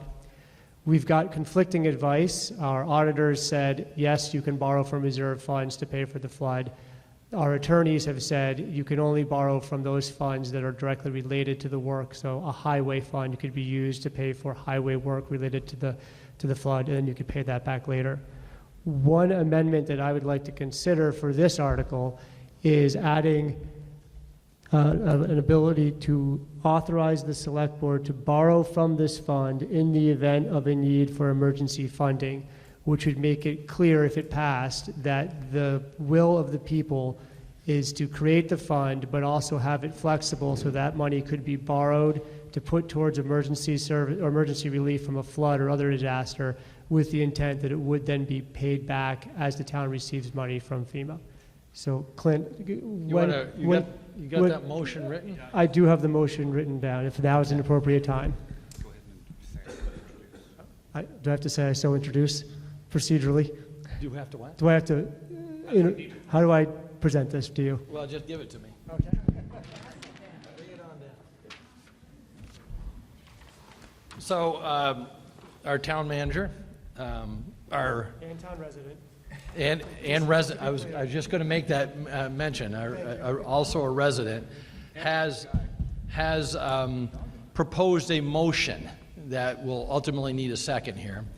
But in essence, the article would read as follows.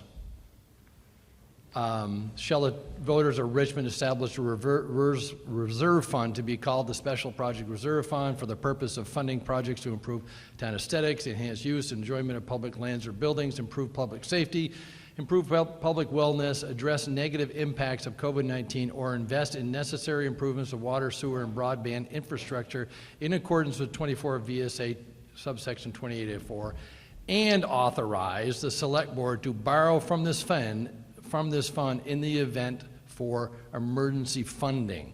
That is the proposed amendment to the motion that's on the floor. Is there a second to that amendment? Seconded? Choose whoever you like. Okay. So now, folks, in front of us here is we're discussing now, it's been moved and seconded, we're discussing an amended motion to include the things and to authorize the Select Board to borrow from this fund in the event of a need for emergency funding. And now we're going to discuss that, and let's go to the back because you had your hand up first. Hi, thank you, Jennifer Brooks. I have a couple questions. One, on the amendment process, it's nice that you guys motioned to amend. It would have been helpful for some of us who are new to town meeting and naive to the process. Like a little myself. closer to the microphone. It would have been nice to maybe at the beginning of the meeting, in the first discussion, it would have been nice to know if we could motion to amend that during that initial discussion, because it was obvious there were some folks who wanted something different on this day germane to the moment. I'm sorry if that wasn't clear. It wasn't. Those are my opening remarks that I always make. No, sorry, I have a kid here I also have to manage, so it's... yes, when I asked the question, it would have been good to get an answer. Second, for the funds that are going potentially into this fund from ARPA, have you clarified with ARPA, with the individuals adminning the ARPA grants, that if we do this, that there's no chance of clawback? Yeah, please. Don't you love legalistics? But I do have an answer for that. Under the ARPA law, towns who received under a certain amount of money, which we were one of them, we're allowed to simply say, regardless of whether we lost money, we could simply call it revenue loss. That's not our language, that's the federal government's language. We could call it revenue loss, and then we did not have to do the detailed cost accounting that we would have had we been a bigger municipality like Burlington. Burlington has to do a lot more reporting for their ARPA money than we do. We simply have to, so long as we spend it on the intended purposes, there's not much reporting we have to do. This has passed muster with our attorney and with VLCT as a legally appropriate way that there should not be clawback. So if we have an auditor come in, the likelihood of a clawback is very, very low. Right, the auditors actually, we're doing this partly because our auditor's advice. No, I'm talking about the auditors associated with the OIG. Thank you. Yes, go ahead.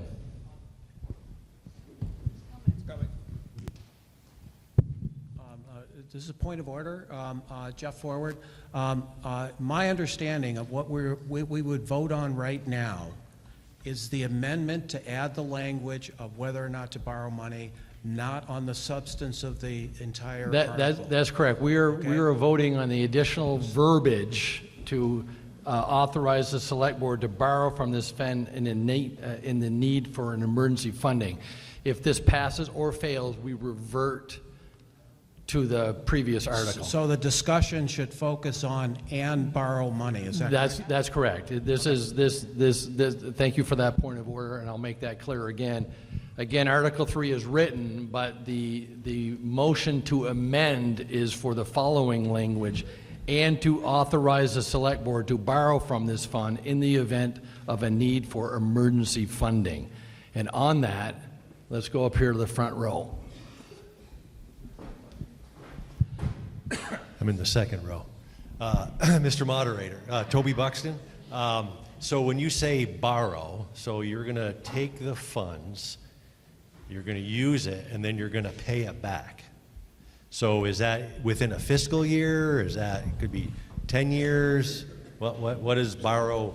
Can you define what borrow means, please? Thank you. District Point. I'm standing on the court. So my intent with borrow is, in an emergency like the flood, it'll take about a year to get paid back from FEMA for those funds. So we could use funds from the reserve fund, and then when the money comes back from the FEMA reimbursement, it's then placed back in that reserve fund. Within a specific time frame? I didn't put a specific time frame on the motion. It's usually within about a year that you get the money back from FEMA. If everything goes smoothly with FEMA, about a year seems reasonable. So it's specifically... Could you use a microphone, please? For FEMA that we're going to get reimbursed? It seems like it's too loosey-goosey just to say borrow, but to pay back. I mean, we could amend it, I guess, again to say and pay back. When I looked at this, I felt that the word borrow sort of implied that it is getting paid back. It's not a grant, it's a loan. Well, you're the maker of the amendment. So I believe you'd like to modify the amendment. All right. So as a maker of the motion, Josh, do you want to describe additional language? Well, should we add to be paid back within a year's time, 18 months? What might be reasonable? So on a regular emergency, it takes about a year, maybe a little bit more, to get your initial funding back from FEMA. Can we say when FEMA pays us back? I think as long as there's some payback. So So I'm maybe looking at Josh. Maybe we add to the end of the motion with the understanding the funds will be paid back within 18 months to give us a little wiggle room in case it takes longer. Does that? All right, so stand by here. So I'm talking about the verbiage here, and this is good and messy, so this is good. And to authorize the select board to borrow from this fund in the event of a need for emergency funding, with the understanding to be paid back within 18 months. Who seconded? Who do we have seconded to that? Excuse me. Patty, do you conform with that? That is the intent? Okay. So let me just restate it. It has been moved and seconded. This is the amendment. And to authorize the Select Board to borrow from this fund in the event of a need for emergency funding with the understanding it would be paid back within 18 months. Okay, let's continue our discussion. I had one in the back. Clint, we might have... Excuse me. Go right ahead. Bard, did you have... We might have yet another thought Yeah, here. go ahead. Connie Bona, our finance director, brings up a good point. We might want to clarify that this would be for a FEMA-funded event, so we're guaranteed to be reimbursed. Because if we have a flood or disaster that's not qualified by FEMA, we're not going to get money back. How about I rewrite that motion for you? So while he's working on the rewriting of that, I'll point out that the alternative, so picture a FEMA level event and a road goes out that's $1 million repair. And the highway budget doesn't currently cover that $1 million repair. So we can either borrow it from our reserve funds that we own ourselves, or we go out on the market and borrow money from somebody else at an interest rate set by somebody else. So from a perspective of somebody like Connie in our financial office, those are the choices. And it, of course, is, at least in the current environment, somewhat costly to borrow money on the open financial market. And this gives the authority, and I think the intent, and with revised language, to really talk about these burdensome FEMA events where we will get paid back, but it sometimes takes a while, if that makes sense.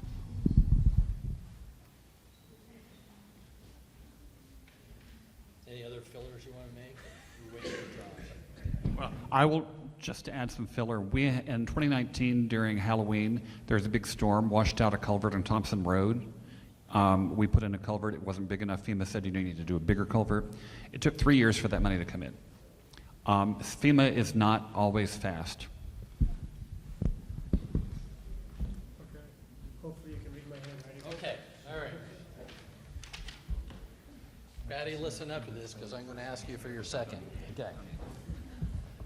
And the language now, if it's indeed seconded, would be, and to authorize the Select Board to borrow from this fund in the event of the need for funding due to a FEMA-declared disaster to be paid back within 18 months. Do you support that? I don't support the 18 months because we don't know how quickly. Stand by. I would just leave it as when FEMA pays us back because, as we just heard from Bart, sometimes it takes several years. To put ourselves on an 18-month deadline, then we're going to have to go borrow money. So let's just clean this up and get rid of the 18 months. I could strike that. Okay. So you're okay with that? To be paid back when funds are received from FEMA. After reading the amendment, that gives us... Oh, no, trust me, I will give the alliteration here. To be paid back when FEMA reimburses. With FEMA reimbursement. With FEMA reimbursement. Upon. It's even better, upon. I like that. Upon. Okay. All right. So I'm going to read the whole shooting match here. Okay, so stand by. So Article 3 with the amended language.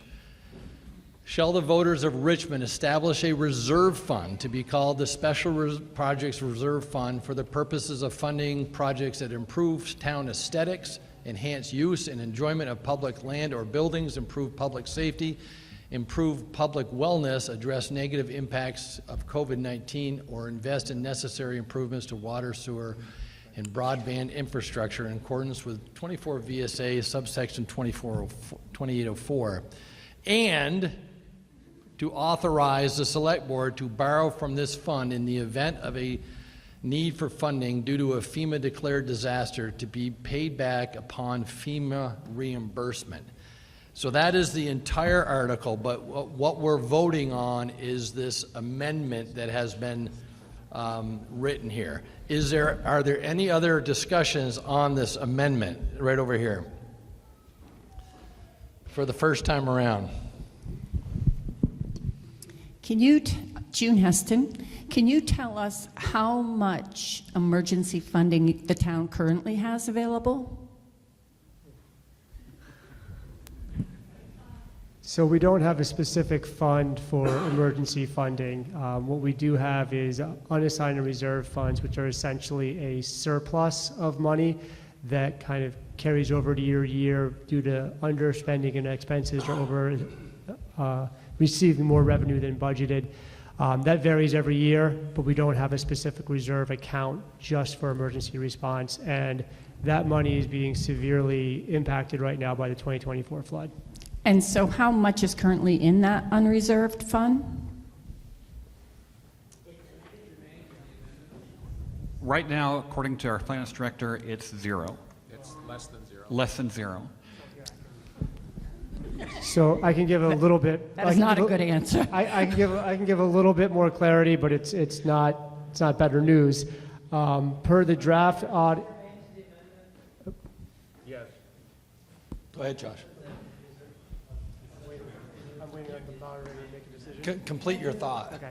So per the draft audit, at the end of fiscal year 2024, there were about $1.5 million in unassigned and restricted funds.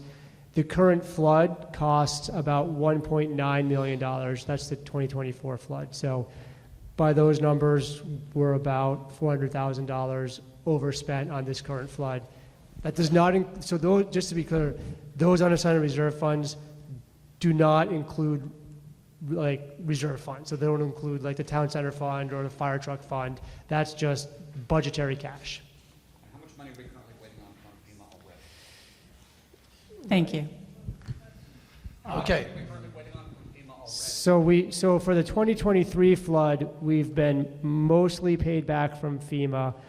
There are still some expenses to go out from that for projects that lingered, and we do have some additional funding from the state to come back. We have not been paid back anything for 2024. We're at the very beginning of the process to work with FEMA to get those expenses qualified and money paid back. Does that answer your question? Okay, now again, we're discussing the amendment here. Yes, here in the front. The amendment to be Angela able to Cote. borrow. Go I ahead. appreciate the amendment process on the article, but I want to say you have just mixed orange money with purple money.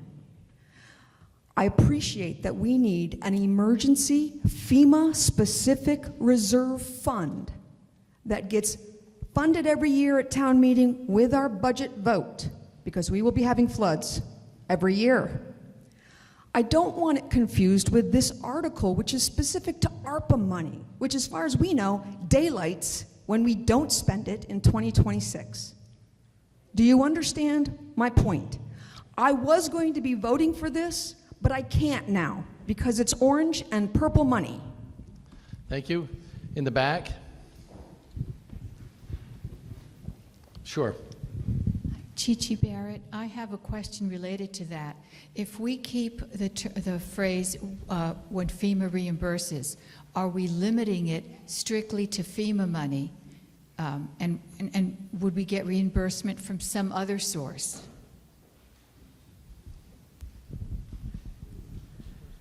I think keeping the FEMA wording in there is okay because you don't get, the town would not get reimbursed for other disasters other than a FEMA declared disaster. So for instance, the December flood last year, we did not get reimbursed for any of those expenses because it was not a declared disaster. It has to reach a certain threshold to be a declared disaster. So if I understand you correctly, if it's declared by the governor, is that whoever is authorized to declare, then automatically that lets us have access to FEMA money? Yeah, so that's a good question. Essentially, the state gets an estimate of damages by town and by county and by state. The governor then sends an order to the president or a request to the president to be declared for FEMA. Then the president makes that declaration. And once the president makes that declaration, then the counties and towns that are included are able to access FEMA funding for repayment. So we're not limiting ourselves by including FEMA in this? Again, the only time that a town ever really gets reimbursed for a disaster is from FEMA money. There's no other funding for reimbursement for a disaster. Thank you. This money can only be spent for a FEMA-qualified disaster. Right, I think her question is there other sources of funding that could come back from, is somebody else going to help us get through a disaster? Not that I've seen. I'm comfortable with the FEMA declared disaster because that's the main way we would get paid back. I'm sorry, what? Thank you. No. Behind, there you go, right there.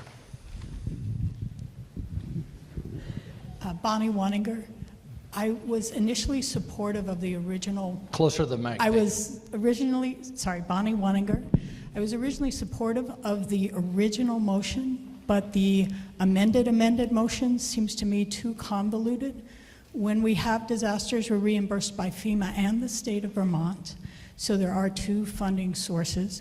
By limiting the emergency to FEMA, even though that right now is our biggest expense, our biggest disaster-related expense, we are not looking at other emergencies that can occur when we may have an emergency.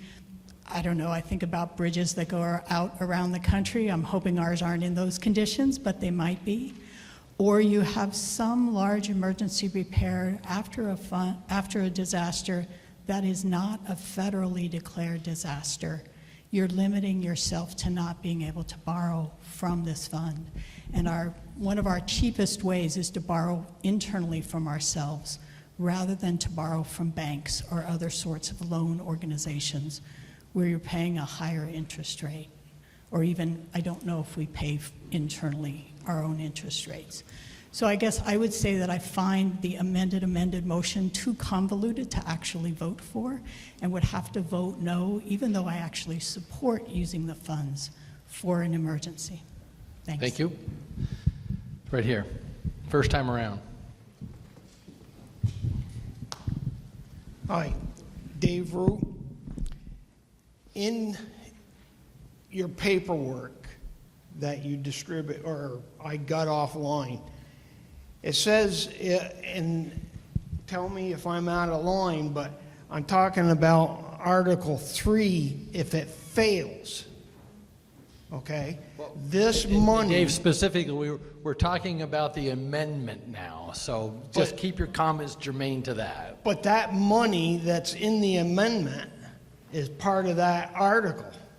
Mm-hmm.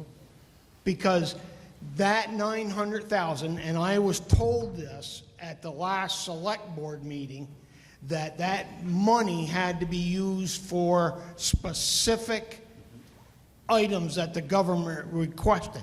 Because I said, why can't they take that 900,000 and pay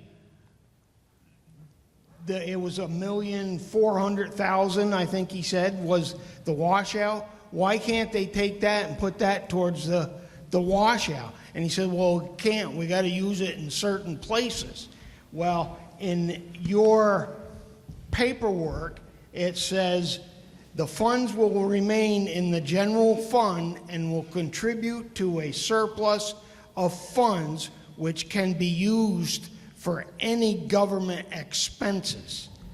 So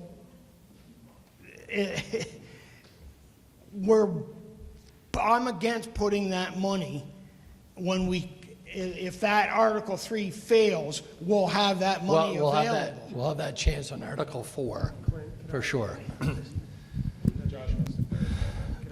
Please clarify. So, and Clint, correct me if I'm wrong, but if this amendment fails, then the next vote would be on the article as presented. Correct. So we're talking about the amendment right now. And just to get to David's question, if this amendment fails and then the article fails, then yes, the money would end up staying in the general fund for purposes that the voters or the select board could assign to it. If the amendment passes and the article passes, then it allows us to use some of that funding for emergency purposes with the understanding that it will be replenished into that fund for use by what is designed for use, for approved uses from that fund after the borrowing happens. I know it gets a little layered, but this is trying to have a bit of the best of both worlds in some respects. Use that money to get through the flood, pay it back when FEMA gets us the money, and then continue to use it for the intended ARPA purposes. But if that article fails and you put it in the general fund, you'll have that money so you don't have to borrow money to pay for that Yeah, and we'll get to that in Article 4 for sure. Right behind you in the blue shirt. Rick Barrett, I would like to, in reference to the amendment, I would like to support the amendment because it gives the Select Board more discretion than what we see in the article as it is written. The article as it's written is very restrictive. The amendment allows the Select Board to use their discretion if we have any kind of an emergency to borrow and then repay. And I would assume, correct me if I'm wrong, that the fund, if Article 3 passes, will stand until the money is spent on one of the restricted items, as we say here. So eventually, Article 3 funds will be depleted as we spend it. Until it's depleted, and as long as we have money there, we can borrow against it to take care of our most emergent, our most recent emergencies. Is that Thank you. correct? Jay? I would like to move. No. Josh, excuse me. So I think I heard all your question that yes, the fund would stay funded until all the money is expended on one of the stated purposes of the fund use. The amendment would allow for use of any of the money that's in that fund that's not been expended to be put towards emergency relief, to then be reimbursed, to then be used on an approved use from the fund. Precisely. And the amendment allows our Select Board, in their judgment, and on behalf of us, to borrow those funds if we need it for an emergency. Correct. Right here, right on your right. Mike Storrs. I have a concern about the amendment that we've been having floods on a pretty regular basis here. And if we have a flood and it appears that the cost to recover from them has been quite often more than the $900 and whatever thousand that we have in this fund. If we borrow the money from this fund and it takes a year or two to get it back from FEMA and then we have another flood next year, is there ever going to be any money available to fund the purposes that this fund was originally being created for?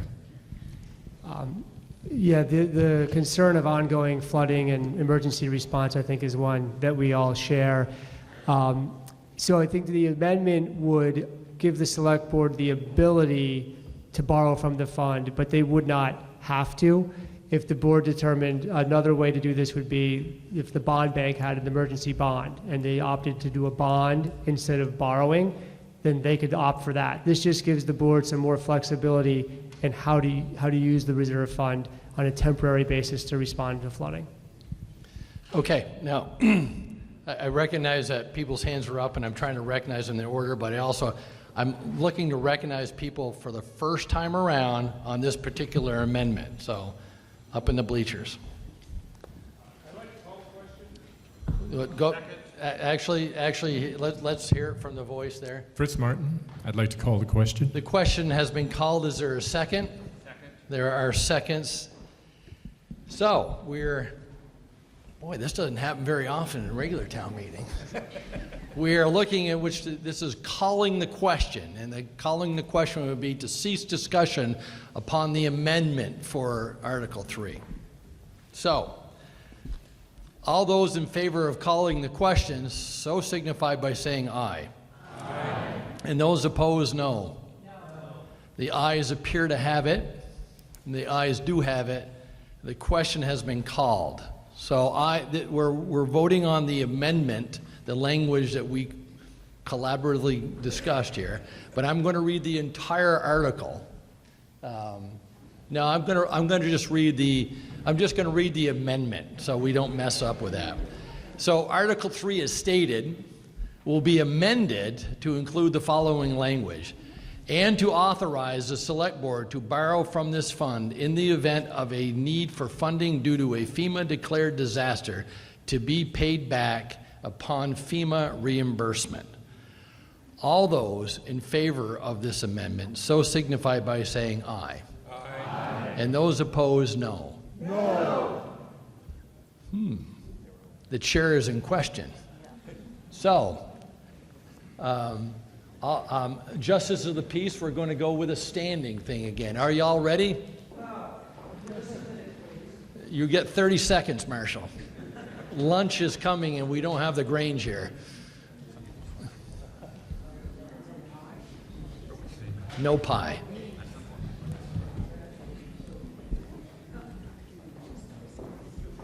I know he does, but the question's been called, so I'm waiting.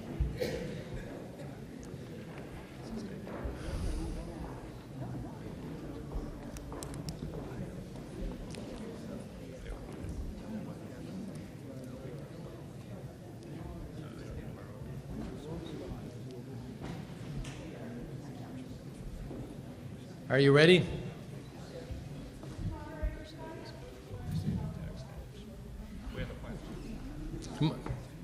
Come up here and give me your question. We're in the middle of a vote here. I will make sure of that momentarily.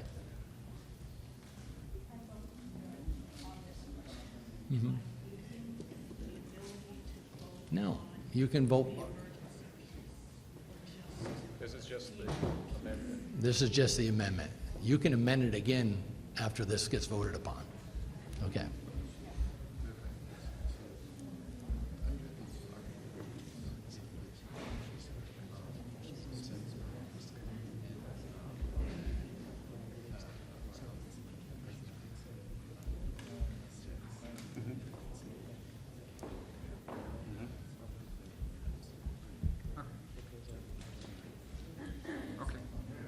I don't know. That'd be a question for those guys there. All right, are you guys ready? Okay, so there's been a couple inquiries about clarification, and again, we're talking about the amendment verbiage here, and I'll go through that again. This is the verbiage on the amendment, and we'll have a chance to clarify that. So you're voting on whether or not to include this verbiage to Article 3. That's what you're voting on. And to authorize the Select Board to borrow from this fund in the event of a need for funding due to a FEMA-declared disaster to be paid back upon FEMA reimbursement. We clear on that? All those in favor so signify by standing up and remaining standing.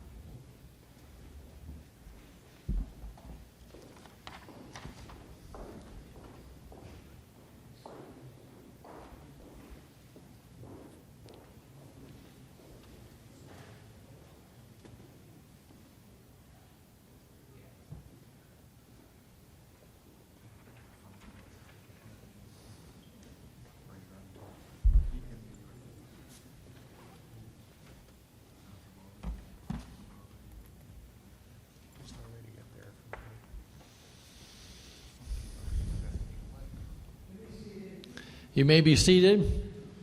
All those opposed to this language being added to Article 3, now please stand and remain standing.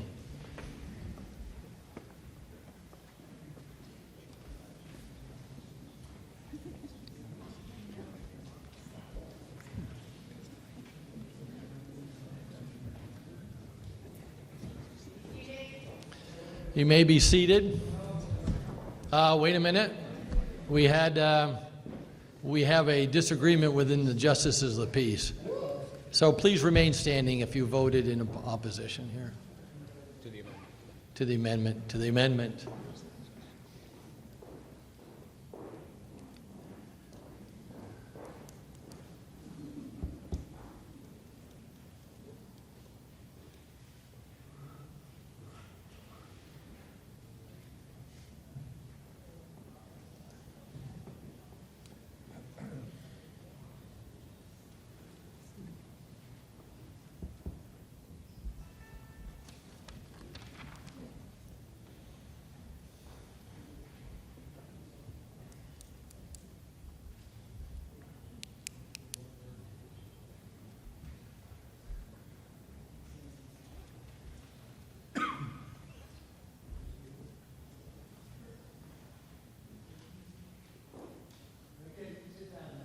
Is that consensus now? We can all sit down?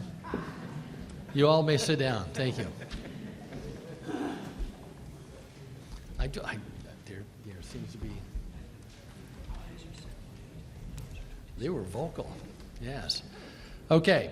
So the results on the amendment are 78 affirmative and 27 negative. The amendment passes. So now we move back to the original article with its language, and let me just repeat all of that, what we're now going to discuss, because the motion is on the floor, so it's discussable, but I want to ensure that everyone knows this is what we're talking about now. Shall the voters of Richmond establish a reserve fund to be called the Special Projects Reserve Fund for the purpose of funding projects that improve town aesthetics, enhance use and enjoyment of public lands or buildings, improve public safety, improve public wellness, address negative impacts of COVID-19, or invest in necessary improvements to water, sewer, and broadband infrastructure in accordance with 24 VSA subsection 2804, and to authorize the Select Board to borrow from this fund in the event of need for funding due to a FEMA declared disaster to be paid back upon FEMA reimbursement. That is what is on the floor now, and we can discuss that for the first time around right here.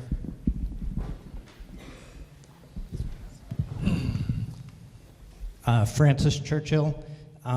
As written, this would give the Select Board the ability to invest in improvements to the water and sewer.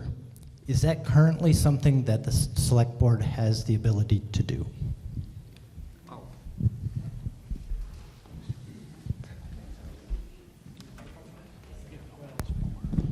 The ARPA funds were allowed to be used for water and sewer. We simply didn't, because we wanted to benefit townspeople as a whole and not just people in the expanded area.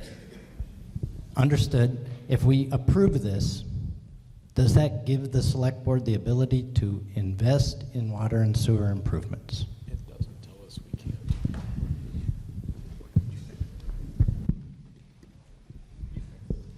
I believe it does not tell us that we cannot.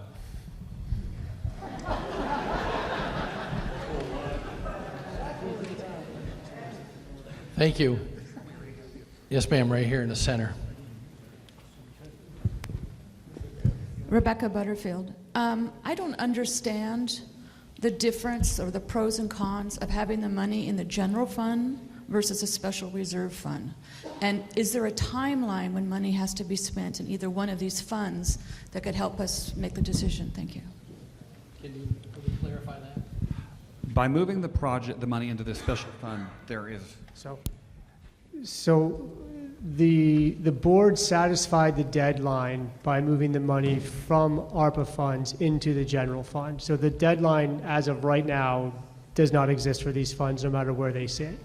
Right now they sit in the general fund and they could be spent on anything that the voters or the board basically chooses. It's a surplus right now. If the article passes, then the next article would be a discussion of how much money to fund that reserve fund at. And once that money is in the reserve fund, there is still no deadline to spend it by. Thank you. Did you have a follow-up question? So it seems like the general fund is the most flexible fund, and so why do we want to put it in a reserve fund that might be less flexible? No, that's a really good question, and you're 100% accurate that the general fund is more flexible. The proposal for creating a special projects reserve fund is to ask the voters if they would still like to use the money that was given to the town for COVID relief that had specific requirements on it. Would they still like to restrict the money to be used on just those types of projects? There was a couple years of outreach and discussion and consideration of different projects to fund with this. If this money is not put into that fund, then it opens it up to, it could just be used as flood relief and go away. It could be used as a reduction to the tax rate.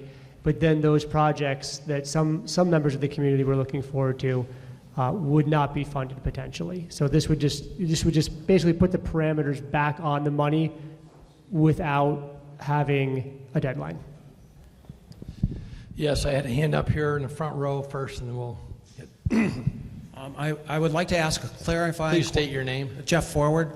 I'd like to ask a clarifying question, and depending on that, I might want to ask for an amendment. And to clarify Mr. Churchill's question, is it the Water Sewer Commission or the Select Board that appropriates money for the water sewer infrastructure? The Select Board. So that's an interesting question. I think that, and I'll defer to other members of the board, but the water sewer budget is controlled by the Water and Sewer Commission and the users who provide feedback at annual meeting to water and sewer. The original use of COVID-19 funds, or the ARPA funds, did include a use to expend them on water and sewer projects, which is why we included it in the article. Although Mr. Churchill brings up a good question, could the board appropriate money out of a fund to water and sewer? And I'm thinking on my feet a little bit here, but I think that if it's so expressly written in the article, I think that the board could say we're going to spend this much money and give it to the water and sewer department. But I don't have a legal decision on that. I think we had the ability to do it before with an ARPA spending plan, and with public feedback, for a variety of reasons, decided not to. So while that language, I believe this language was intended to reflect the original ARPA federal scope of allowable activities, and it just mirrors that. It's separate from the conversations that occurred in Richmond about how do we actually spend the money. Those of you who are close, like observers of the Select Board, would have observed like our communication with the Parks Committee about investments in parks improvement. So those plans have still moved forward. And this, as I picture it, is intended to follow those patterns and still spend the money in the way that we've talked about for the last, what, year and a half? Oh, no more than that. But in addition, just to go back to the survey that's been referenced, we did extensive community outreach, public and online, drop cards in various places around town, and the numbers are on the town website, so I'm having to, so you can vet me, but I believe we had one person, maybe two, who requested the money be spent on sewer. Vastly more requested the money be spent on recreation and other town improvements. I would say there's essentially zero chance of us spending any money on water and sewer. As Josh and Bart said, it's simply in the article because that's reflecting what the original ARPA law said. We maybe complicated things a little bit by quoting that language, but that's not where we're planning on spending any of the money. Okay, may I make an amendment, Mr. Moderator? You may make an amendment. Okay, I would like to strike the words water and sewer from this article. Okay, the amendment is to, and hopefully we don't have to do this in writing, but the amendment is in which to strike the words water and sewer. You're leaving broadband infrastructure and all that there. It's a different question, but yes. Yes. So we're just striking water and sewer. Yes. Okay. Is there a second to that? There is. Okay. May I speak to the motion? Stand by. let me tell the body what we're doing here now. So there is an amendment and a second on the floor in which to take Article 3 and simply strike out the words water and sewer out of the amended, out of the article as it's been presented. As a maker of the amendment, you may speak first, briefly. You might also want to take out and, but you can figure that out. So my understanding of the way our town government works is we have two separate boards that have discretion over budgets. There's the Water Sewer Board that deals with budgets for water sewer users exclusively, and the monies that are spent on water sewer are repaid by the water sewer users. And then there's a separate body, the Selectboard, that decides on all other matters. So, to my mind, the money's being spent, whether it be from budget or from a special reserve fund or from borrowing money, should come from the water sewer and not the town as a whole. So that's why I would want to strike those two words. Nothing against the water and sewer users. It just it changes the dynamic of who votes on expenses for water sewer. Okay, thank you. Are there other discussions on this amendment to strike the words water, comma, sewer, comma, and? I had a hand up back here. Sean Witters. I'm very much against this amendment. It doesn't make any sense to me when we're dealing with flooding issues in this town. And in fact, it would put handcuffs on our ability to deal with this. When we talk about water and sewer, we're talking about stormwater infrastructure. That's a feature of this. So, because the town stormwater feeds into. Stormwater and water and sewer are different. Stormwater comes under the select board. Usually, thank you. But isn't it still part of sewer? Stormwater and water and sewer are not budgeted the same way. Stormwater affects the entire town. Water and sewer affects the water and sewer customers. So this is not stopping stormwater. So just to clarify then, maybe I didn't understand this. So to clarify then, the sewer system in the village, the stormwater components of that are not funded by this system. Not funded by the Water and Sewer Commission. They are two separate systems. There's stormwater collection systems that Highway looks after and maintains, and there's sewer systems which are specific to the Water and Sewer Department. Well, not by design. Bart said they connect in places, and I said not by design. Meaning that we know that there are some private drains that drain directly into the sewer system, as the commission's been talking about, trying to get disconnected, because what happens is that increases flow when it rains into the water and sewer treatment plant, which we do not want. So by design, the sewer system is separate from the stormwater system. Okay. Thank you. Right here in the back, the black jacket, right there. No, Chris. Hang on, Dolores, you're next. Hi, Chris Granda, former Select Board member and former Water and Sewer Commission member. With all due respect to my good friend Jeff Forward, it is not the case that the town as a whole does not have a financial stake in the town's water and sewer system. And please, Josh, correct me if I get points of this wrong, because it's been a little while now. Anytime that the water and sewer system for the town of Richmond has debt funding, for example, that bond must be approved by all of the voters in the town, as it was for the water tank. Okay? There have also been, and I know this because I wrote them myself, mechanisms put in place that provide funding from the town to pay for some of the capital additions to the water and sewer system.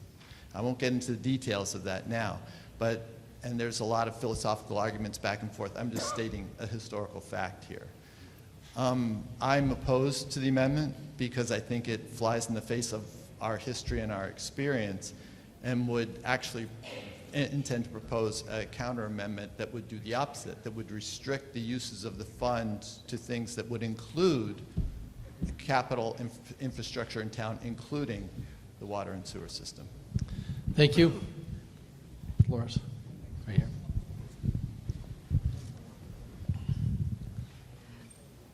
Dolores Carter. These funds that we're talking about, the $993,000, right?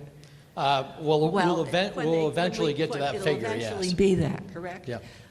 Those are ARPA funds. Those are to be used for the good of all the community, not just whether you live in the village or whether you live in the countryside. So by eliminating the water and sewage, if a problem came up, you are taking it away from, monies away from using the money for people in the village. Okay, thank you. Any other discussions on the amendment first time around? Yes.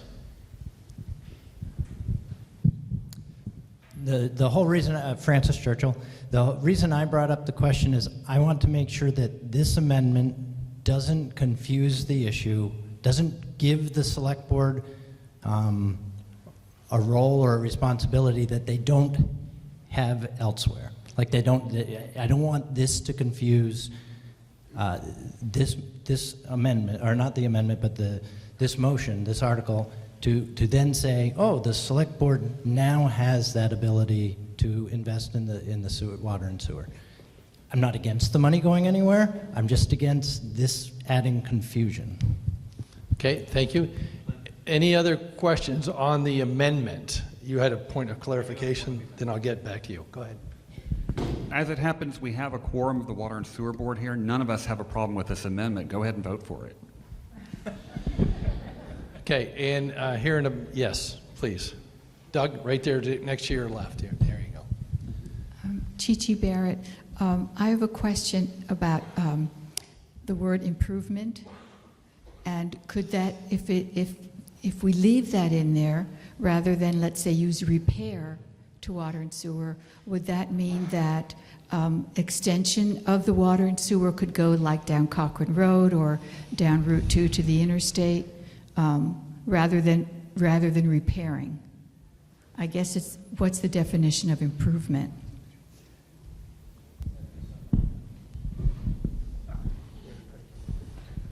Yeah, I believe that was the original guidance and intent on the ARPA funding, was that it would be to add to or improve this water and sewer system, not just make repairs. It would be something that would be additional to that system. So are you saying that improvements could be, the decision could be made to extend the water and sewer beyond what it is now? Yeah, that would be an example of an improvement, yes. Okay. Thank you. Any other question or discussion on the amendment of striking these three words? Yes, up in the bleachers. Fritz Martin again. I'm the question caller. I would like to call the question. You're going to call the question. Is there a second to calling the question? Several. Okay. All right, folks. So we're up to calling the question again. Good discussions. And I'm going to, if you indulge me, I'm just going to talk about the article as amended. So we're talking about Article 3, and in the line that says, or invest in necessary improvements to water, sewer, and broadband infrastructure in accordance with the VSA. The amendment is to strike the words water, sewer, and. So now it would state, or to invest in necessary improvements to broadband infrastructure in accordance with 24 VSA. Are we clear on what we're voting on? Yes. All those in favor of striking those three words, so signify by saying aye. Aye. Those opposed, no. No. The ayes appear to have it. The ayes do have it. So the amendment passes. So we're back to the now second amended, modified article. And would you like me to read the article in its entirety, or do you want to just continue with discussion? Okay, we're going to continue with discussion all the way in the back. Jennifer Brooks, super quick question. Would this fund automatically sunset once the funds in it are used for their intended ARPA-aligned purpose? Yes. Super quick answer, too. Then and there's no need to amend this in order to ensure that? It's written, it's enshrined elsewhere? So it's not enshrined elsewhere. It would only have the money in it that is assigned to it by the voters. So I suppose there is some future where the voters could say, we have money we want to put into that fund, but that would be a decision in the future. Right now, it would only be funded by what is funded here today. Go ahead. The only reason I asked is because I assume that those funds won't just sit there, that they'll be invested, so they would, when they're not in use, they would grow. So there'd be some tail there. So they would be in our regular bank account, which does earn some interest. And in the past year and a half, we've also purchased some certificates of deposit to earn a higher interest. So there would be interest earned on that money one way or the other, yes. Okay. I move we call the question. The question has been called. Now, again, the body gets to decide whether or not they want to continue to discuss this or not, okay? Is there a second to calling the question? There is. Okay. Now remember, this vote is to cease discussion. If you want to continue to discuss, you can do that. All those in favor of calling the question or ceasing discussion, please signify by saying aye. Aye. Those opposed, no. I believe the ayes have it. The question is called, is there a challenge to the chair? There is. Would you like to see a stand? Yes. Okay. All those in favor of, Marshall, I'm just going to have everybody stand up. That we'll see how this works, okay? All those in favor of calling the question, thank you. Calling the question, so signify by standing up. Calling the question.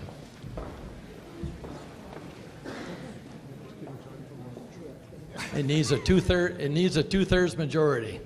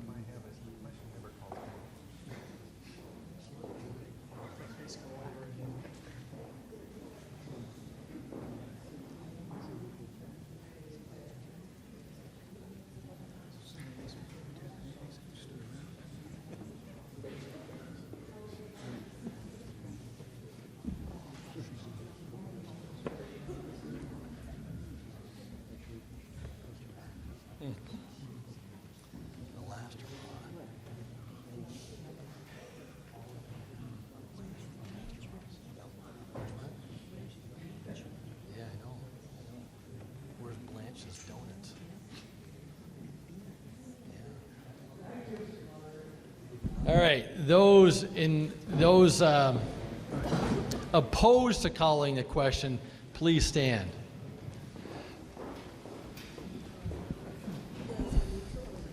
We'll let the math continue to be counted, but stand by. Just keep standing up.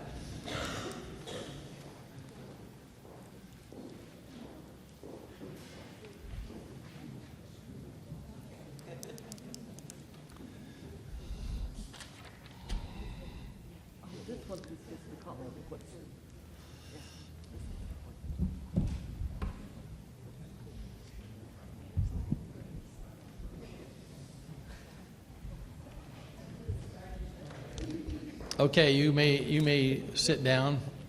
And again, calling the question requires a two-thirds majority, and we'll see if the justice of the peace did the math.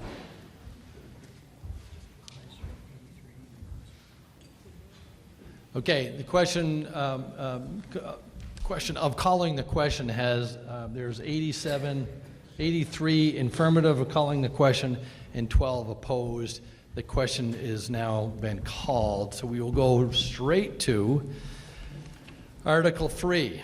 This is what we're voting on, and now I will repeat the whole thing, folks, okay? Article 3, shall the voters of Richmond establish a reserve fund to be called the Special Projects Reserve Fund for the purposes of funding projects that improve town aesthetics, enhance use and enjoyment of public land or buildings, improve public safety, improve public wellness, address negative impacts of COVID-19, or invest in necessary improvements to broadband infrastructure in accordance with 24 VSA 2804, and to authorize the Selectboard to borrow from this fund in the event of a need for funding due to a FEMA-declared disaster to be paid back upon FEMA reimbursement.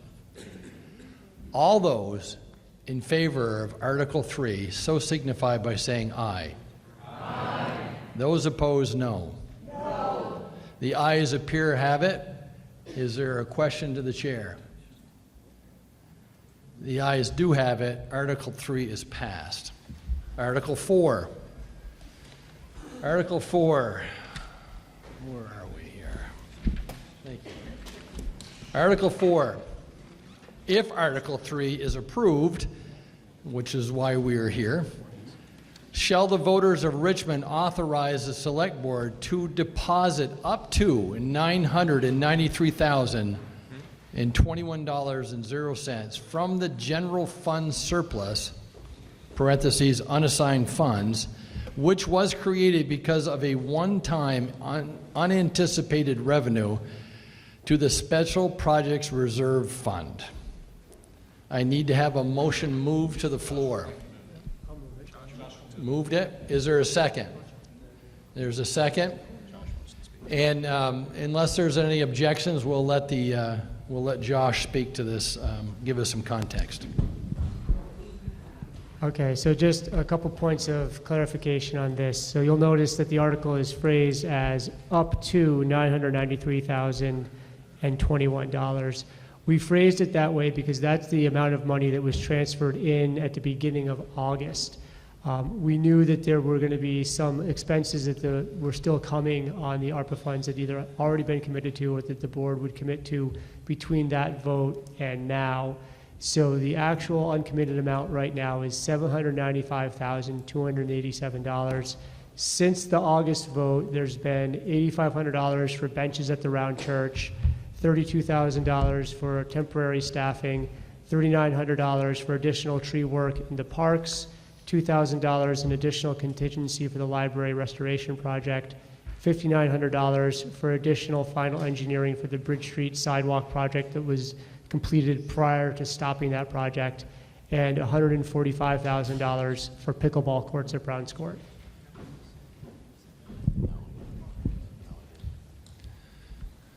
Thank you. Is there a discussion up here in the bleachers? Hi, my name is Pete Halverson. So if I understand right, and I'm looking for some terms here from the Select Board or Josh, there was in one of the last town meetings we had a term that was thrown out that said that in our overall budget, it's good to have a 15%, that's the term I'm looking for, 15% reserve or excess or uncommitted. So I'd like to make an amendment that says that this balance goes into the reserve fund be only allocated to maintain 15%. Could you put that in writing for me? It's awfully helpful to have that.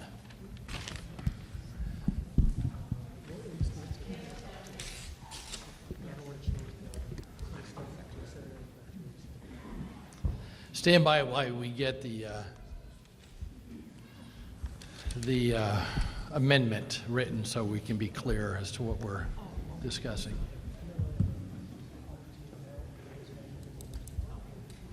I think he has paper. What's that?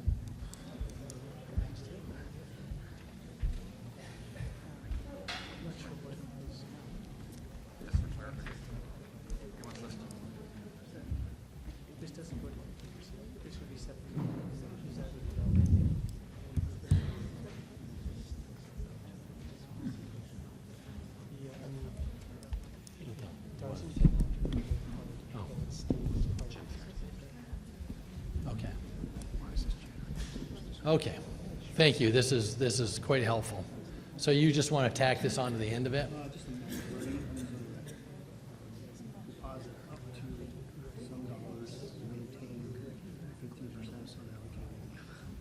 Okay. So I'm going to read the proposed amendment, then I'll ask for a second on it.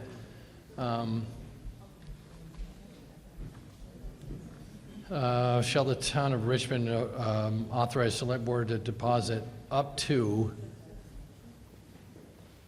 and you, Pete, you've written in X to, okay, so the amendment, if I got it right, if Article 3 is approved, shall the voters of Richmond authorize the Select Board to deposit up to whatever is needed to maintain 15% unallocated funds. Could you give him the microphone, Doug? Yeah. So Josh, that 15% is what's used to manage the emergencies and other needs of the town, right? Right, so that was the guidance of our auditors was, we have a discussion at a town meeting every year, how much is the right amount of unassigned and reserve funds, essentially surplus money to have on hand. And the auditors gave us guidance that keeping about 15% at the beginning of the fiscal year of your budget is an appropriate amount to have on hand in case there's any sort of an emergency.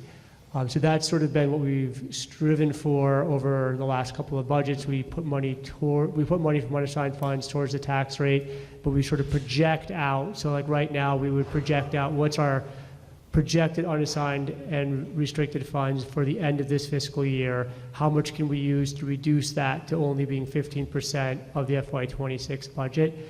One clarification, the money that, if money's transferred into this fund, the money that's transferred into this fund would not be counted as unassigned or reserve funds. So right now it would be, if we went to the end of the fiscal year without putting any money into this, the money would be part of unassigned or restricted funds. If we transfer that money into this fund, then it's not counted as unassigned or restricted funds. Does that hopefully makes a little sense? It does, but at the same time, that would reduce our needs to have 15%, right? So we said the reserves fund can be 15% of our overall budget, then the 15% outside of that reserve fund doesn't need to be there. So I think, if I'm understanding correctly, so the 15% doesn't factor in what's in specific reserves. So what's in specific reserves actually is probably more than 15% when you look at fire reserves, capital reserves, town center reserve, a number of those add up. This would then become one of those reserves. The unassigned and restricted fund is essentially unspent money from the general fund or the highway fund, so the operating portion of the budget that hasn't been assigned to a specific reserve. So, so this money would be part of that 15, part of that calculation if it's not put into a reserve fund. If it is put into the reserve fund, then this money is removed from that calculation. Am I being clear? This money is currently unassigned money. If it goes into the reserve fund, it is no longer unassigned. It goes into a reserve fund, and it's no longer unassigned. So then it would not count as part of the calculation to see if we had 15%. I'm sorry if that, is that being clear? I'm getting some nods. Okay. I guess I'm just trying to limit how much money goes into this special projects rather than up to, and keep it at a level that's mirrors what we typically use to manage our emergencies. So, Pete, I'm unsure what you want your amendment to say now. Let me rephrase the amendment to say that we will allocate up to $300,000. Up to $300,000? Make it more definitive and less speculative. So do you want your amendment to continue to say deposit up to $300,000 to maintain 15% unallocated funds? That's what you wanted to say? You can take that latter part, take the latter part out. Just okay. Make it more clear. So I just so I can tell the body here, because I don't have a second yet. Wait, let's see, can we ask our finance director to speak? We certainly can. She doesn't live in the town, She's- so we need a motion. Mr. Moderator, I move we waive the rules for that. Stand by, unless there's an objection, we'll. Yeah, we would like our town finance director to speak. She is not a town resident, so Yeah. we're asking consent that she be allowed to speak. Yeah, unless there's an objection, we'll let her speak. I see no objections. Please speak. Hi, I'm Connie Bona. When we talk about the 15% of unassigned funds as the portion of our budget, that has to be unassigned. You cannot put it in a reserve. We used to have the rainy day fund reserve. That had to go away.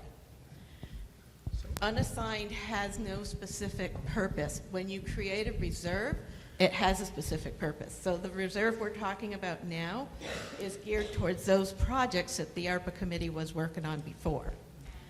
But the 15% unassigned has to, we call it a fund, but it's not really a fund. It is out there with no intended purpose.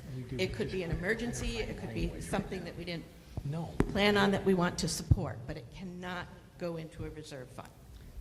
I think I understand So that. again, we're trying to construct your amendment. You heard this explanation. What do you desire to do with your amendment? So the wording right now says up to 993,000. I'm constraining that to 300,000. Okay, so you want to remain the same. Okay, so I'm about to look for the body to give me a second here. So the amendment as now proposed and revised is, shall the voters of Richmond authorize the select board to deposit up to $300,000 from the general fund surplus? That's what you wanted to say? Correct. Is there a second on that? I see no second. Okay, so we're back to the article. It has been moved on the floor, so we don't have to move it again. But let's, in the center there, left hand up. Yeah, Tom Carpenter. We just established that fund in number 3, but in number 4, we do not have to fund that. We can just say no and the money will stay in our general fund, right? We do not have to, just because we voted the special fund does not mean we have to fund it. We can just say no and keep the money in our general fund. That is one option, yes. Okay, up here on the,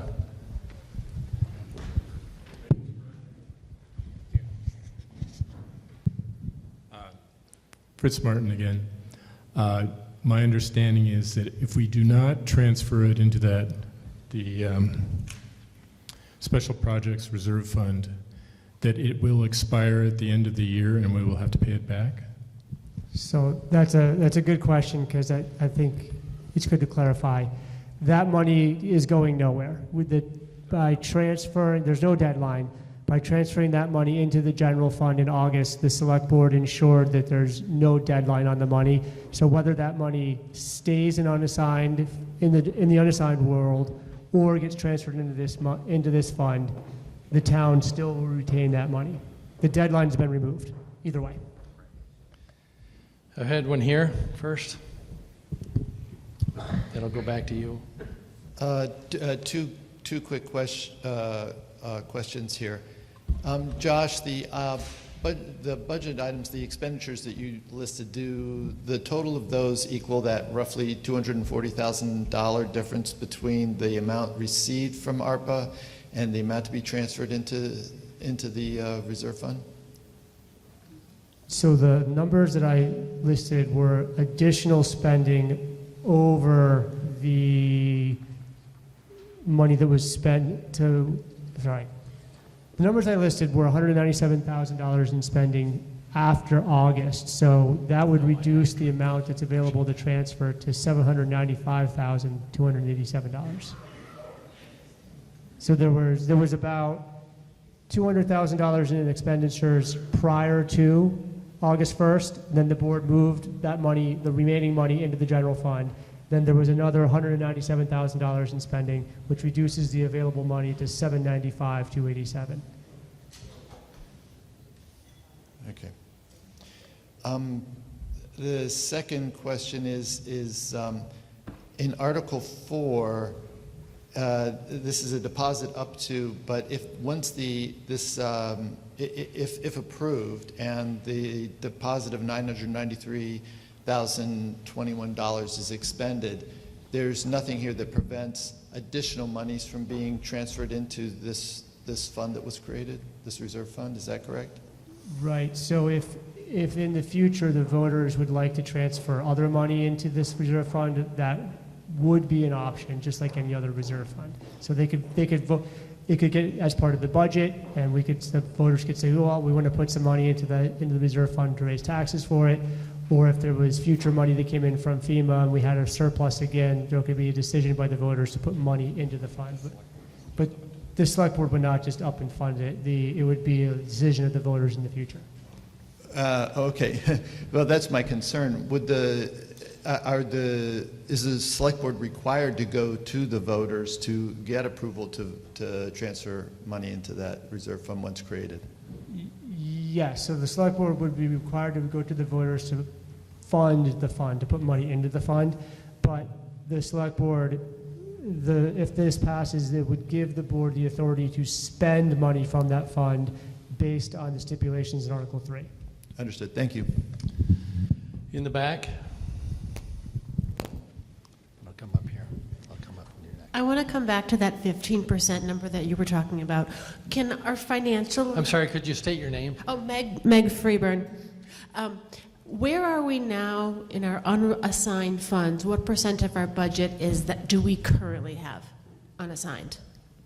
So at the end of, I can tell you exactly where we were at the end of fiscal year 24. We were closer to about, hold on one second, let me find it exactly.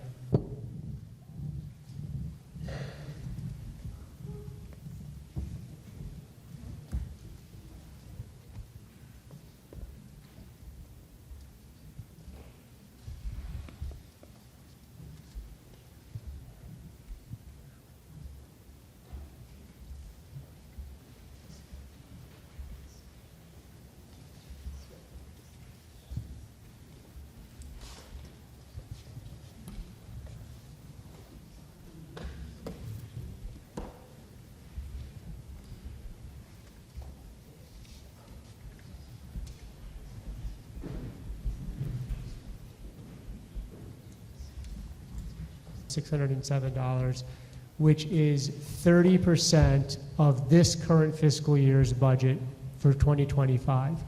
However, I want to go back to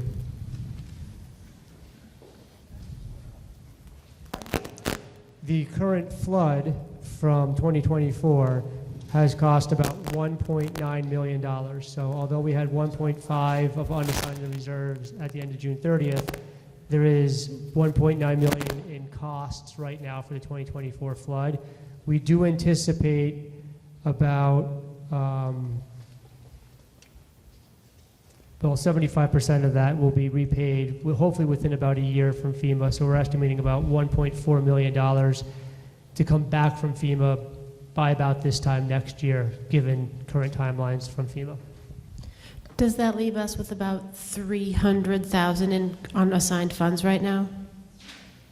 Well, unassigned funds are really hard to calculate. I mean the completely unassigned to anything funds. So the completely unassigned to anything funds are hard to calculate in the middle of a year, just because you don't have like your books sort of finalized. But looking at the big round numbers, we had about 1.5 million in unassigned.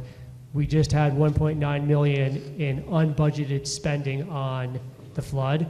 So that difference there is about $400,000 overspent, with the caveat that we will get repaid by about $1.5 million from FEMA, hopefully by about this time next year. So it's sort of we cash laid out now.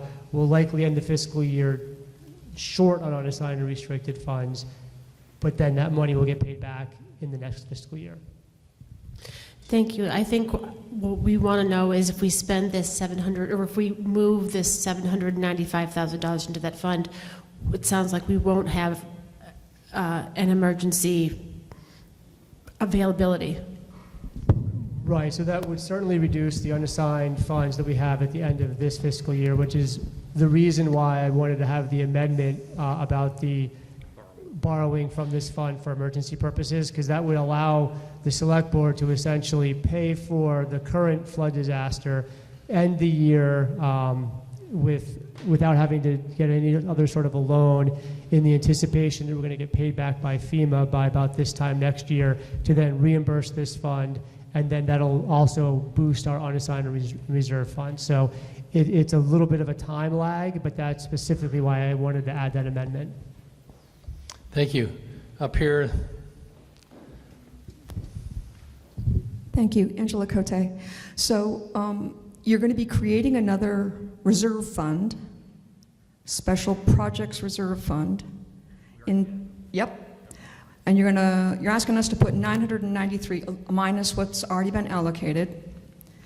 And then you're going to borrow 400,000 from it to pay FEMA stuff. Flood-related expenses. And then we're going to wait for FEMA to reimburse the fund, so then we can then spend the money on what it was intended to be spent on to begin with. My question, is this fund going to sunset at a particular point in time when these projects are done? If it does meet that deadline, what will we do if you still owe it money from our FEMA reimbursement stuff?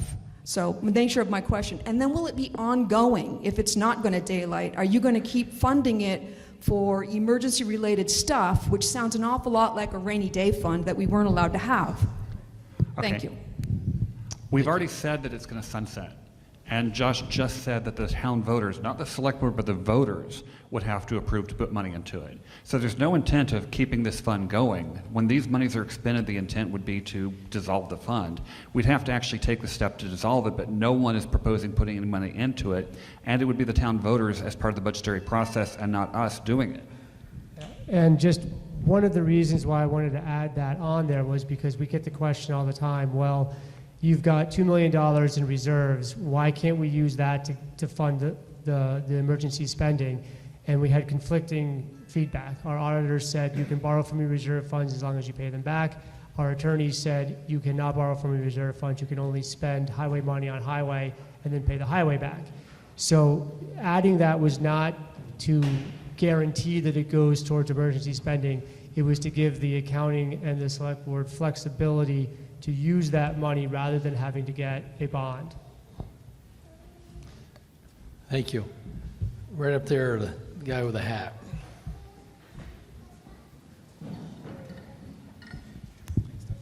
Henry Bush. Can I just propose an amendment that we change the the value to the actual 700 and I don't know the number to change that? So is that the number? Yeah, the number is 795,287. Okay. Stand by. Let me just make sure that I have this. You're getting jumpy on me there, Jay. All right, so we're going to do this. Okay.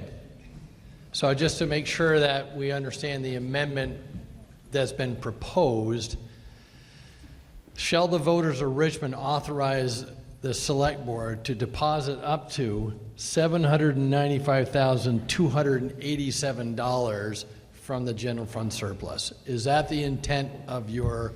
Yes. All right. Now, is there a second on that amendment? Yes. There are plenty of seconds. Okay. So now we are open for discussion on the amendment of moving it from the 993 down to the 795,287. Discussion on the amendment, right there.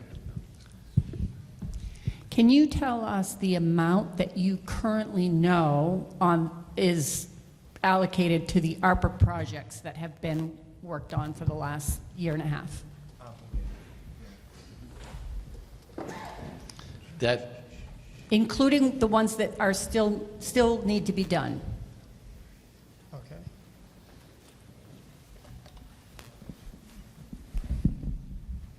I want to make sure I get.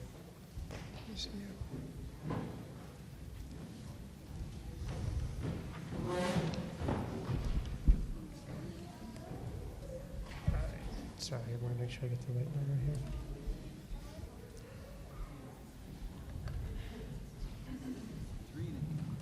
Okay, so The total that has been essentially earmarked by the select board is $868,846. And that's for various projects ranging from some of the sidewalk work, the library work, and then they've got about $550,000 reserved for work in the parks. Thank you. Okay, and then did we have one up here? No, we didn't have one up there? Okay, let's go over here.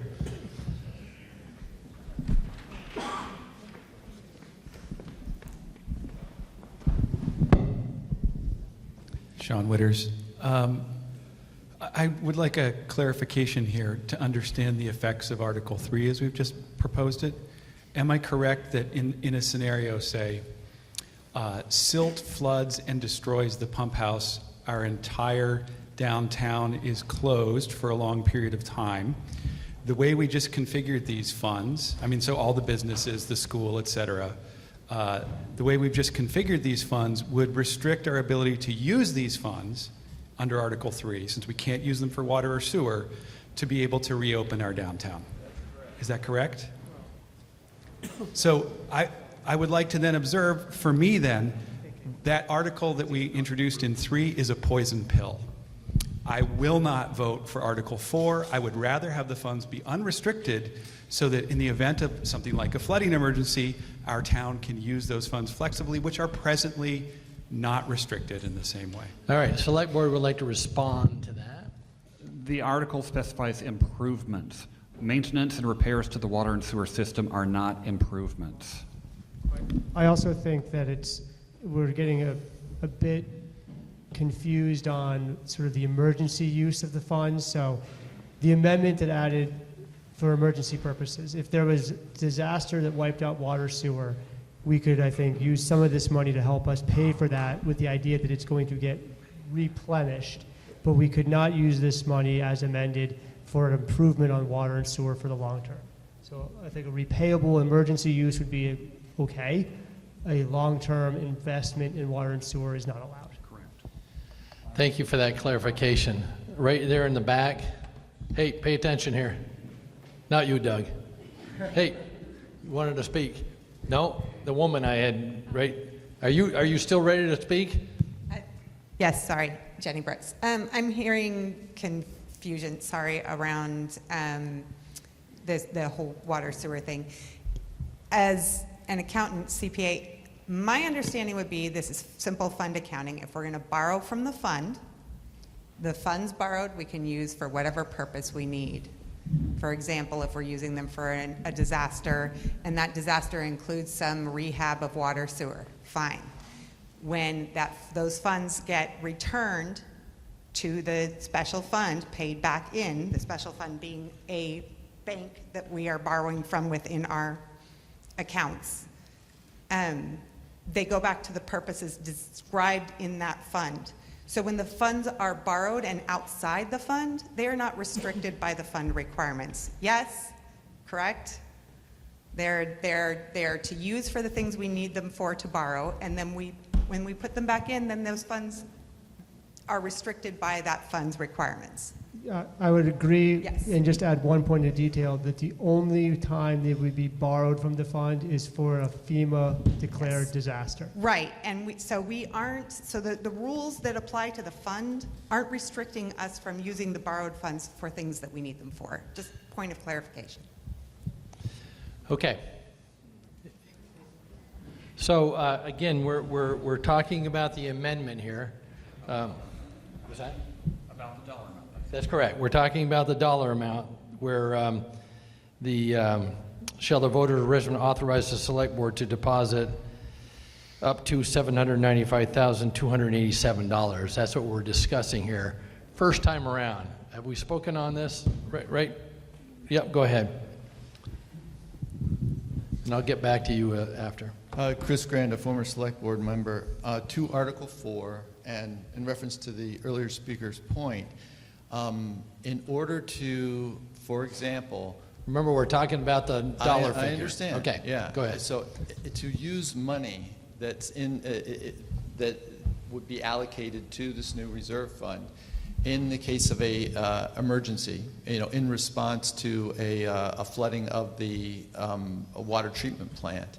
It would require a federally declared emergency in order to be FEMA refundable. So if it is not a federal declared emergency, we would not be able to use the money in this reserve fund in order to repair the water treatment plant, correct? Correct. That is the understanding. Right behind there, thank you. Hello, so my understanding is we have to vote on this amendment to then move back to the main discussion. So I'd like to call the question of this amendment. You are, okay. So the question has been called regarding the amendment, okay? And let's all remember what the amendment is for the authorize the select board to deposit up to $795,287. Is there a second to calling the question? Okay. All those in favor of calling the question, please so signify by saying aye. Aye. Those opposed, no. All right. So discussion has ceased. Now we're going to vote on the amendment, okay? All right? I'm going to read it for you, all right? If Article 3 is approved, shall the voters of Richmond authorize the Select Board to deposit up to $795,287? That's what we're voting on, to put that number, to change that number from $993 to $795,287. Are we clear? All those in favor of this amendment so signify by saying aye. Aye. Those opposed? No. The ayes appear to have it. The ayes do have it. The amendment is passed. We are now back to the original Article 4 that I will read in its entirety with a correct figure.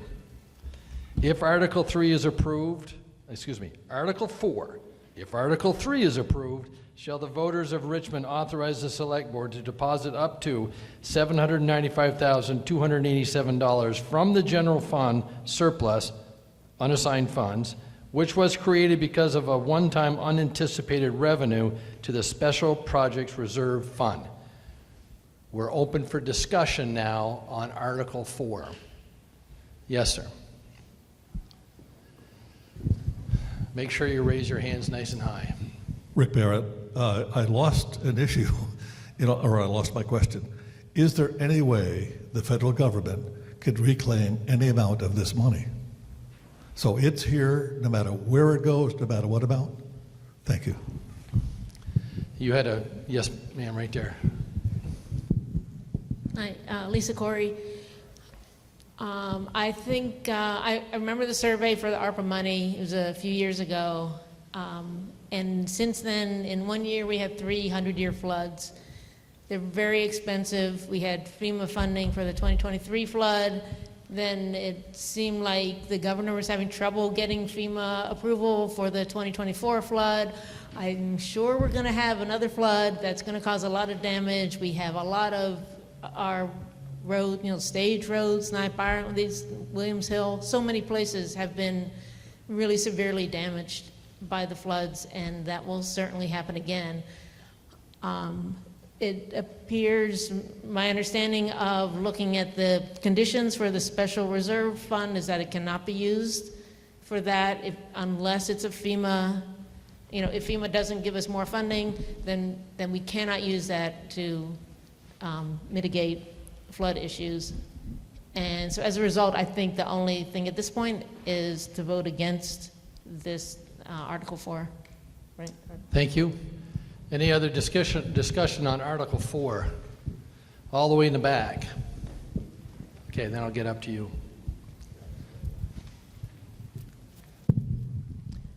Fran Thomas, former select board person, to join all the others that have commented that they've been on the select board. I'm on one of the committees that is working to find some uses for this ARPA money. This ARPA money was given to us for specific purposes. It is in the general fund right now, but I'm advocating for moving the amount that is remaining as specified in the amendment to the special fund so that we can use that, as we have already, to create some nice things for the town. One of them being Volunteers Green, working on a playground that keeps getting flooded, a band shell that is in need of work.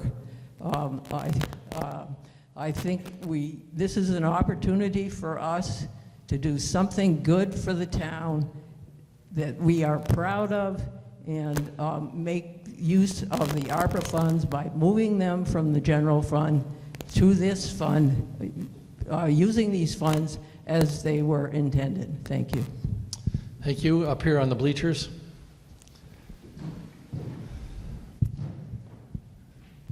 Hi, I'm Laura Sau. I would just want clarification on the decision-making process of, like, when it comes time to spend the money, whether or not it sits in general fund or the special projects reserve fund. Like, is it just like a select board decision either way of, like, when they're going to cut the check, or is it easier, since it seems like this is more so to, like, codify the intent of the money? Is it like, with the process is it faster? When it comes to making, like, that final decision, like, here's the check. Can you help clarify that, Josh? Yeah, I'll try to help clarify that. So if the money's in the fund, then the select board has the authority to spend on projects that meet the uses of the fund. So the board could then spend, money at the park, because that would be part of what the fund would be for.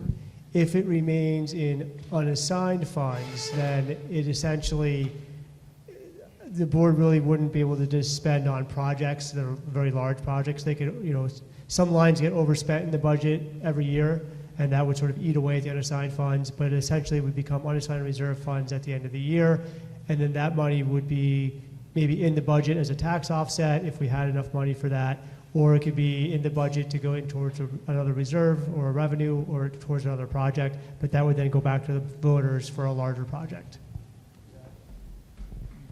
Thank you. Any other questions? Let's, yes, sir. Hey, wait for there you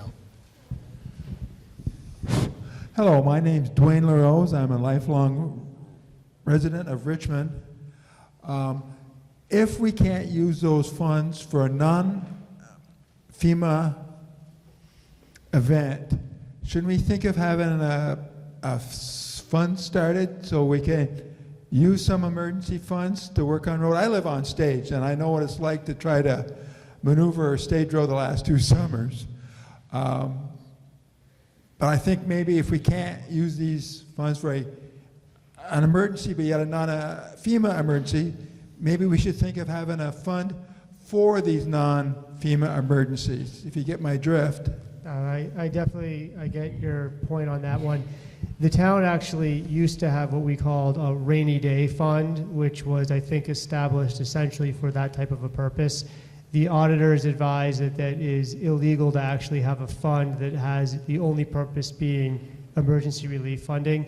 And sort of the way the town's addressed that in the years past is looking at the unassigned and reserve funds and having a policy to keep a certain percentage of the budget back in unassigned and reserve funds. So that has essentially been our sort of cushion if we have an emergency. But establishing a specific emergency fund is not statutorily illegal. Okay, thank you. Any other questions? First time around. Yes, ma'am. June Heston, I just want to support what Fran said. The intention of this article is to ensure that the money we got from ARPA is spent the way it was intended to be spent. Thank you. Behind. And I'm on the committee with Fran, Kendra Ziski, and I just want to expand on what she said. One of our main goals in Volunteers Green is to make it more flood resistant, and so our hope is to be able to help with this cost that you all are talking about, and moving the playground up or moving it to a different spot that's less likely to get flooded. All of these things are heavily being considered, and so we ask that you put this money into this fund for us to be able to do these things, because each time that playground floods, it costs this town $67,000 every time. and we want that to stop. So we want to use this money to help the town as a whole, not keep putting things back and putting things back. Thank you. Thank you. Any other questions first time around? Discussion? Thank you. I'd like to call a question, Mr. Moderator. The question has been called. Is there a second to calling the question? There is. All those in favor of calling the question so signify by saying aye. Aye. Those opposed, no. The ayes have it. The question has been called. So we go right to the article. We're going to vote on this article now. Article 4.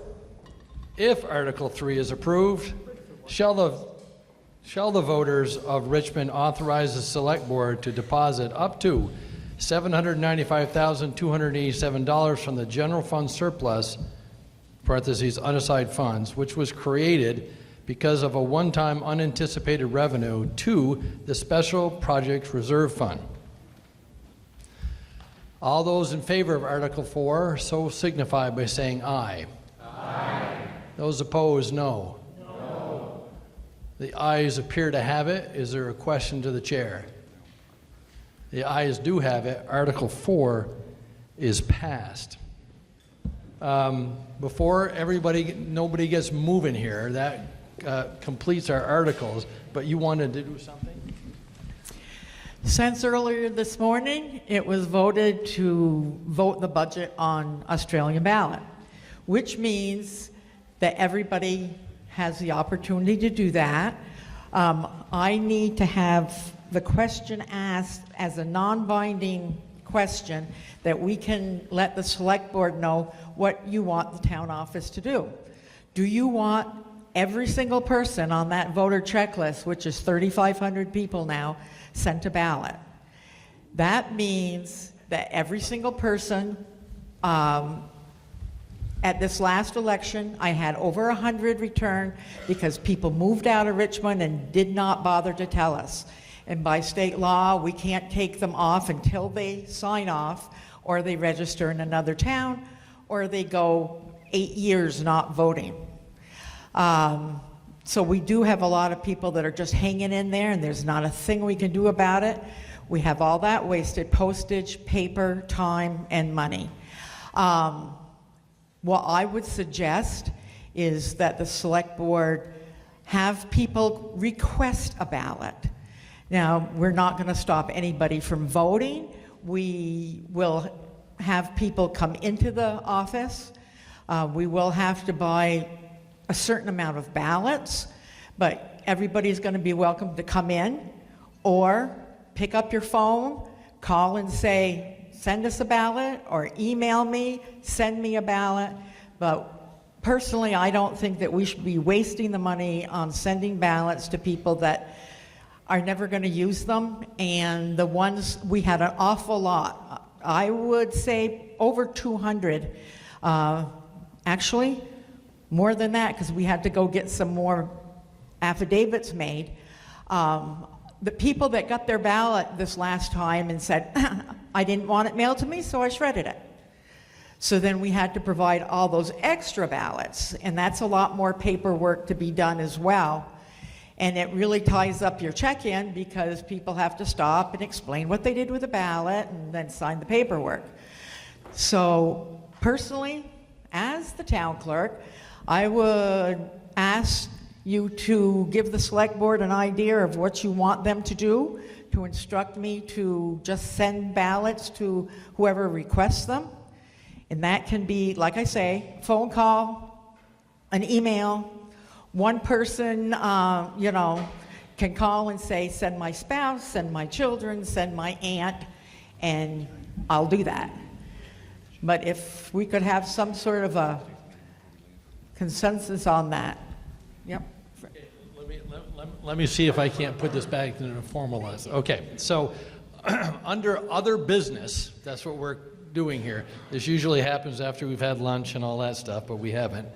Under other business, the town clerk has The town clerk has suggested anyways that the assemble consider the following, and help me if I've got this wrong.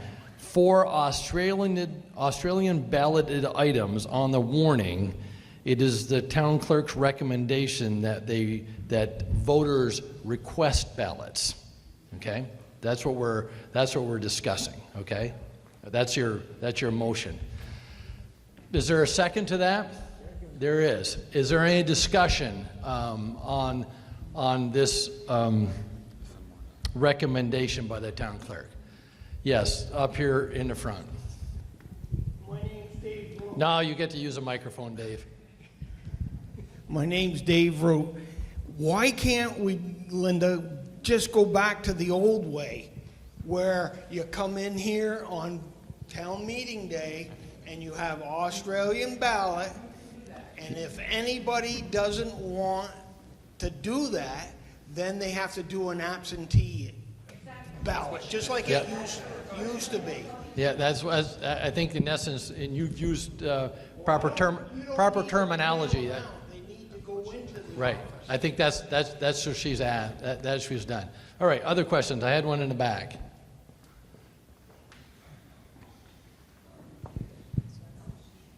I'd like to call the question. Now it is up to the body whether they want to discuss this or not. So the question, you have some newfound power back there. The question has been called. I need a second on calling the question. There is. Okay, all those in favor of calling the question, so signify by saying aye. Aye. And those opposed, no. Okay, so now the body gets to vote on this piece of other business, which I will, and this is guidance for the select board. Shall the select board consider for Australian balloted items on the warning to have voters request ballots, which is in essence what's has been done. So the question's been called. That's what we're voting on. All those in favor of this motion to recommend, so signify by saying aye. Aye. And those opposed? You have all been informed of this. Okay, so that's fine. Stand by. Don't move. Don't move. Is there any other business to be conducted by this body? I recognize that. Yes, ma'am. He doesn't get to speak all the time.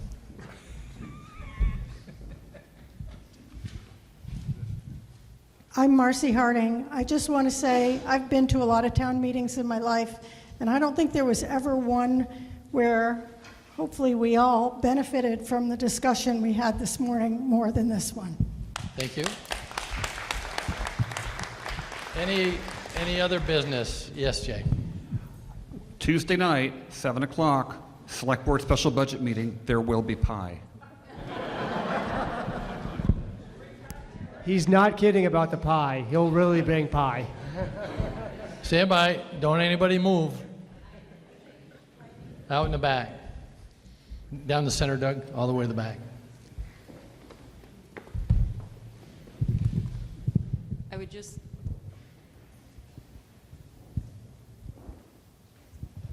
Heidi Borman, I would just like to add to what Duncan made as a suggestion on the absentee ballot, or on the ballots for Australian ballot, that they are line items for every department. I would highly suggest that for the select board, so you know exactly where, if there is a question, if something does get turned down, you know, identify exactly where. So I would reiterate what Duncan had suggested. Yeah, Doug, right up here up front. Now I get to use my prerogative. I know there might be other hands up. Doug, right up here. I would like the assembled in which give this young man a round of applause for doing all of this.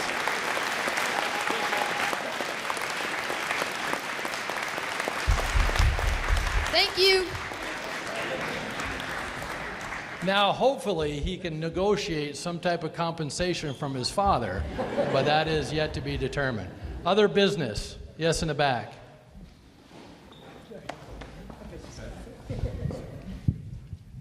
Denise Sorry, Barnard. I am also a member of the Three Parks Committee, and I believe 2 or 3 of my committee members have spoke previously. We have a meeting this Thursday, November 21st, and we will be discussing Volunteers Green and how to make it safer and flood resistant, and we would love any help or input that anyone here has. Thank you. Okay, don't move. Any other business? Boy, do I wish I had one of Blanche's donuts, huh? Would that be good? All right. Any other business? Okay.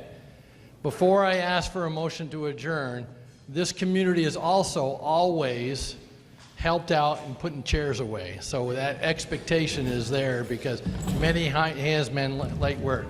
I'll entertain a motion to adjourn this special meeting. Is there a second? Second. All those in favor of adjournment, so signify by saying aye. Aye. And those opposed, no. Thank you very much.